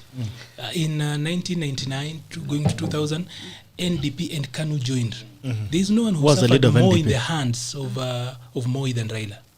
Jailing him for about 9 years, actually detaining him for 9 years. So it had already happened. Raila and Moi. After the 2007 elections, Uhuru Kenyatta left his opposition posture and joined Mwai Kibaki and worked with Kibaki. That was again opposition. By the way, he was the official leader of opposition. He joined Mwai Kibaki. Why didn't we even look at that? Then Raila and Kibaki worked together in 2007 also, of course, during the government of national unity. That was PNU and ODM, KANU and PNU, NDP and KANU. Now we have got Azimio. Actually, it is in our DNA. This thing has been around for some time. It's only that it's now pronounced. Are you trying to say that's going to happen in the next? But it has always been one person doing that, getting not one person. Uhuru Kenyatta and Kenyatta ignoring his official position in KANU, and moving to Kibaki's government. That was not Raila and this already we have planted this seed. I see so it's actually more of the expected. Look, we have been with it for the last 20 years. It's a nice culture. Okay, we have let's just keep it going. It. But now you see what Daktari was requesting is hakuna shida kuleta bibi. Lakini msifungiane kwa bedroom hapo kwa nyumba. Unajua anasikia shangwa na nderemo. Anasikia shangwa na nderemo. The second wife yes. In a polygamous setting, in an African polygamous setting, the second wife is just a wife like any other wife. Lakini mtafutie kwa nyumba mahali. Yes, it's a wife like any other wife. Sasa bedroom ya nyumbani alafu mama wa nyumba anasikia shangwa na deremo. The second wife actually acknowledges the position of the first wife. And you see, that's why the first wife actually still remains the matriarch of the home. Actually, so what we're saying, you come in, but respect the position and the supremacy. Who have always acted as... I don't want to speak about real examples. I think we talked it this morning with Arnold going very biblical this morning. And it's very inspired. Daktari choosing the African husband and wives.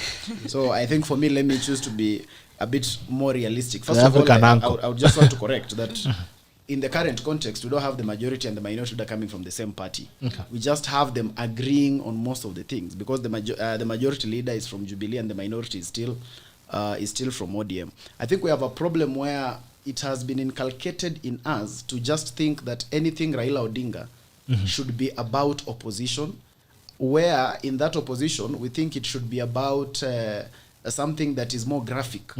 Yeah, to a point that when this person comes and is able to coalesce around the government and be able to support government agenda, critique government agenda from within, then we find it so absurd. So, and this issue about William Ruto being right to fight within the marriage, and everyone saying he was right to do that. I don't think there was anything right about the deputy president doing that. For me, the deputy president was supposed to understand that just as a family, as Daktari has alluded, we can only have one head of the family. The deputy president is the principal assistant of the president. It is not about the president to keep having the consent of the deputy to go a particular direction. It is about the deputy supporting the president in the direction that the president wants to take the country, because that is the leader of the country. But otherwise, you see, the only time that the deputy president is supposed to advise or differ with the president should be behind closed doors when they have their own meeting. But when they come to the fore, the deputy president is supposed to be the principal assistant of the president. And when he thinks that is not tenable, the right thing for any honest, right-thinking leader to do would have been to resign and let that be, and then go and proceed on another agenda. But the idea of saying that the deputy president was right to fight within the marriage because there was another wife that had been brought, the leader of this family remained one. The president, the person that the people of this country mandated a responsibility, it was a joint ticket, is the president of the Republic of Kenya. We can call it a joint ticket, we can call it whatever. We can even say they are joint at the hip. But at the end of the day, the president had the responsibility to steer the country to a particular direction.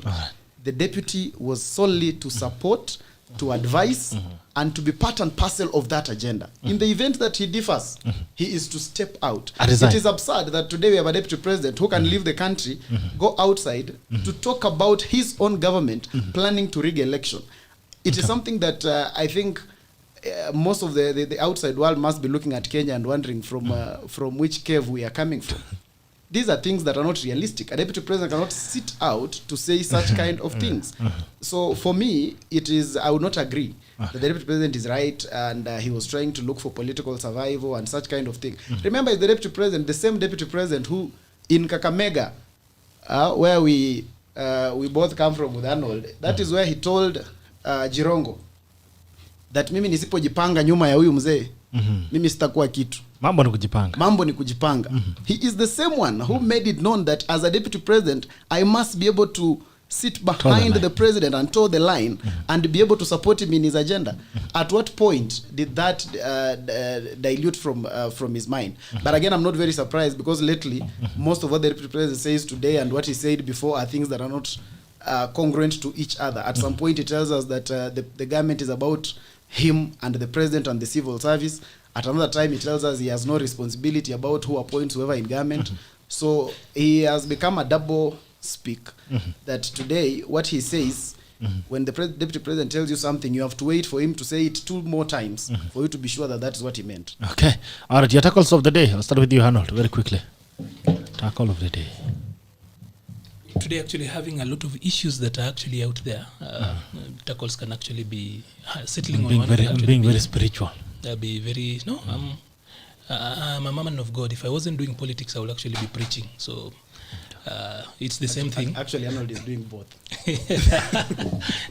So my tackle of the day, of course, to Kenyans out there, it will be a very straightforward one, and actually not, I will not even call it bipartisan.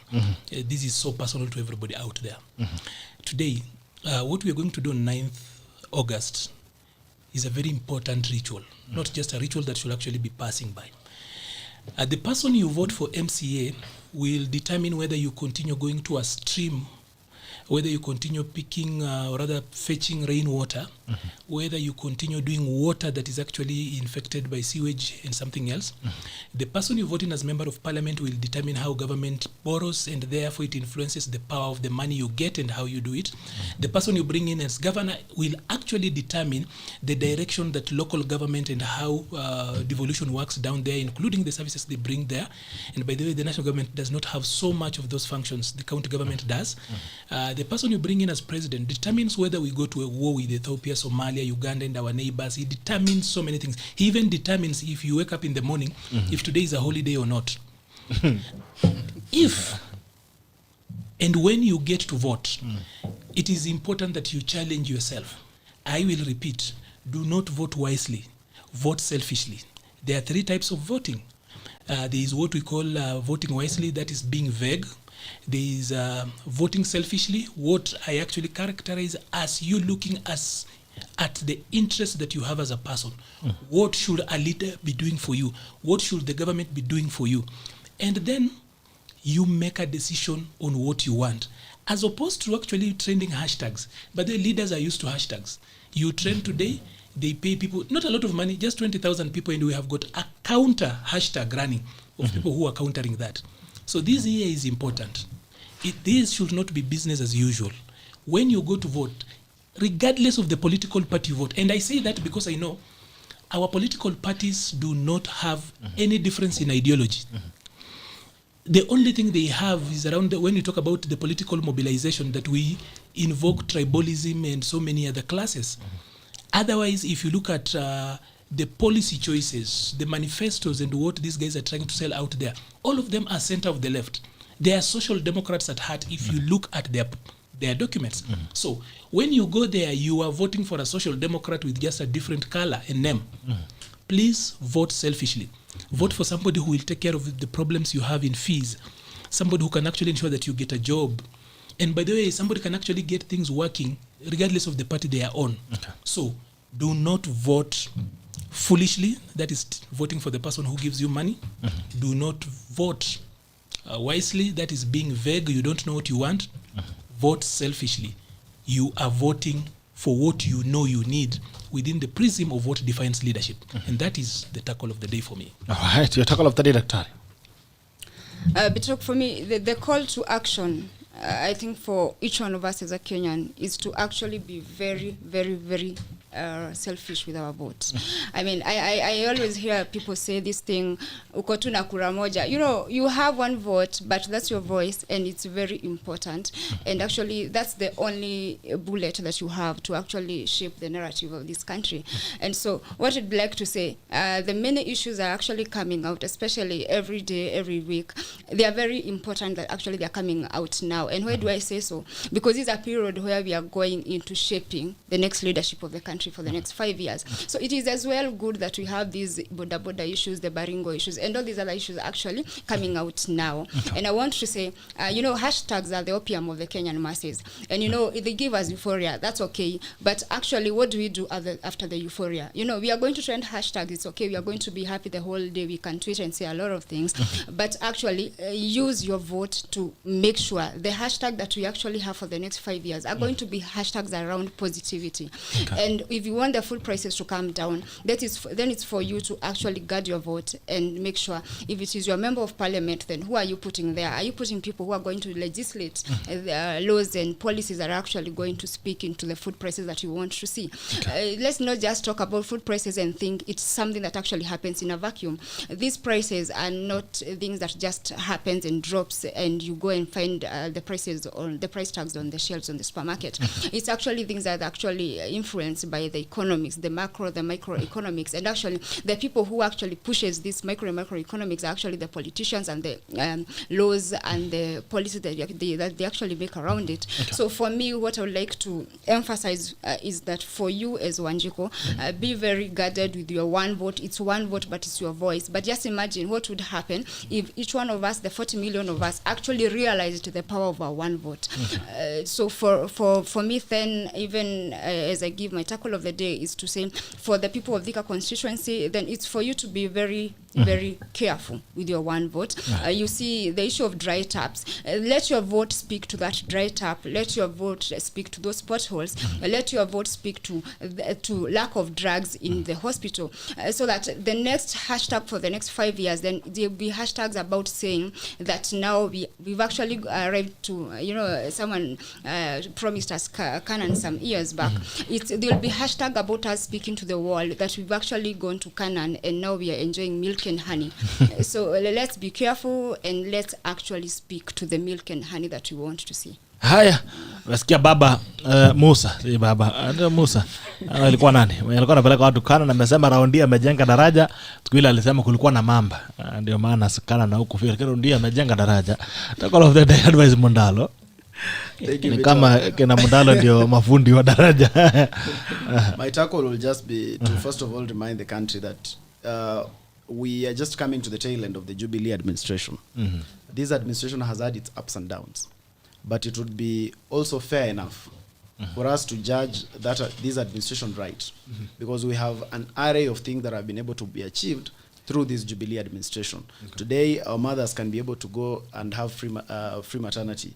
The infrastructure in the country is just overwhelming. All of us, I think almost every Kenyan today can get out of their home and they can be able to see a road outside their home. We have 60,000 people and over who are being who are visiting Huduma centers every other day, which was a brainchild of the Jubilee government. Talk about the youth access to government procurement. And also as young people, we have really been given an opportunity under the Jubilee administration. That's why you can be able to see assistant ministers who are young people. Okay. We have seen so many assistant ministers, we have seen ministers, we have seen PSs being appointed by the president who are young people. And therefore, it is on that backdrop that my rallying call would be that as we head into this electioneering period, let us be able to trust that projects started by the Jubilee administration can be entrusted to a government that can be able to continue, finish them, and give us even better options. And that option is the Azimio la Umoja option. That option is the Raila Odinga option. Baba Botpek. Aya, sasa sema kidogo tufungia. Njeri. Now Zime, please close the the broadcast on the background, please. Yes, but funga the broadcast running behind you, please. Yes. Unless you want to listen to yourself. Your guest leo. Yeah. Kwanza na naitwa nani huyu mtu ya yellow? ARNOLD MALIBA. Amevaa le yellow lakini kumbe ako Azimio. He's taking cover. He's taking cover. We've lost him. Jambo, zungumza. You're breaking. Nilikwambia ununue bundles bwana mheshimiwa. Aibu ndogo kama ya nini? Ya, hii nini sijazoea. Hii ni internet ya rongorongo. Kwani uko Kenya hii? Niko Kenya, niko Nakuru. Uko Nakuru? Lakini Nakuru tumeweka infrastructure. Nimegonga bado sijapata fiber. Hai, basi sema tunakusikia sasa. Anyway, ni kama mambo mawili tu. I've really enjoyed what analysis you have been doing about the handshake, about Sonko, and even about the president's reaction to the border issue. What I wanted to say about the border issue is that our government, and I think I wrote there on Facebook, should stop being reactionary, but should be more proactive. Okay. The issue of border becoming, like a militia group is very prominent and is coming up. Wamechoma magari za watu. Saa hizi jana hiyo siku yenye walifanya hapo Wangari Road. Highway wamejaribu kunajisi mtu ama sexual harassment. I think these things were long and coming. The government needs to do a very decisive action at this point. And what needs to be done is that over and above that licensing issue they have come up with, to do Musako, to do what they are doing a crackdown, they should do a sector analysis, as Arnold was saying. Okay. So, thank you, gentlemen, for joining in, and lady, Daktari, asante kwa kuja. It's been a pleasure having you. All the very best in your quest, and all the very best, bwana chairman. Lakini sasa umeingia Jubilee kipindi ya lala salama. Lakini all the way. Ongera kwa maneno, unajua Jubilee na Azimio ni moja, so you just been reborn. Before you actually close, it's just important to... They have said you're taking cover in yellow, but not really. You're Azimioed. At the heart of the things I do, by the way, from a policy perspective, you actually have to look at things and then turn them around. For example, until recently, I actually believed that Jubilee was dead. Okay. But I can tell you, it is if alive, you see what they have done, it actually has turned around, and if you ignore them, you actually are making a mistake. So every brilliant politician will actually have to wake up to that. Of course, for public posturing, we come out there and say, "Oh, gosh, this is the value of dry bones." But I think probably somebody has said a word to it, and there is a mighty army that is arising out of it. Spoken. If we do not, if anyone who's actually competing with them does not then prepare themselves adequately, that'll be a problem. You are going to have a problem you didn't even wait for, because you are focusing on Raila this other side, and somebody has got a bigger gun coming from behind. Okay. Yeah. Haya, alisema heri ule mtu ambaye anakudunga kutoka mbele na kisu kuliko kudunga na nyuma. Haya, in fact in our community they say when you want to kill someone, at least tap their back first so they can them. see you. So they need peace. Closure, even in death. At least you know. Kerry Alvin, there's Matt Maliba. I like your argument and conversation. You're a good hustler. Shikunyamu, we need to understand that unless the people take up the power, according to Chapter 1, Article 1, then a lot of our issues will remain unsolved. And that's what devolution is about. It brought the government closer to the people, giving the people voice to represent themselves. And they say we devolve thieves. Okay. This business of Serikali's idea is old news and needs to stop. Arnold for president, Arnold for Urais. Lakini Konyas bwana, Antayas past. The sixth. Arnold the sixth. The challenge with this culture of handouts during campaigns is because candidates have not invested time on the ground prior to campaigns. Wanatokelezea 6 months to elections and expect the voters will buy their agenda through unga and t-shirts. And when looking to fight this year should have started in 2018. Otherwise, ajipanga na factory ya unga. Gili Kiboyd anasema Mbadi is a leader of minority. I think I was right. I even beat this guy from Azimio.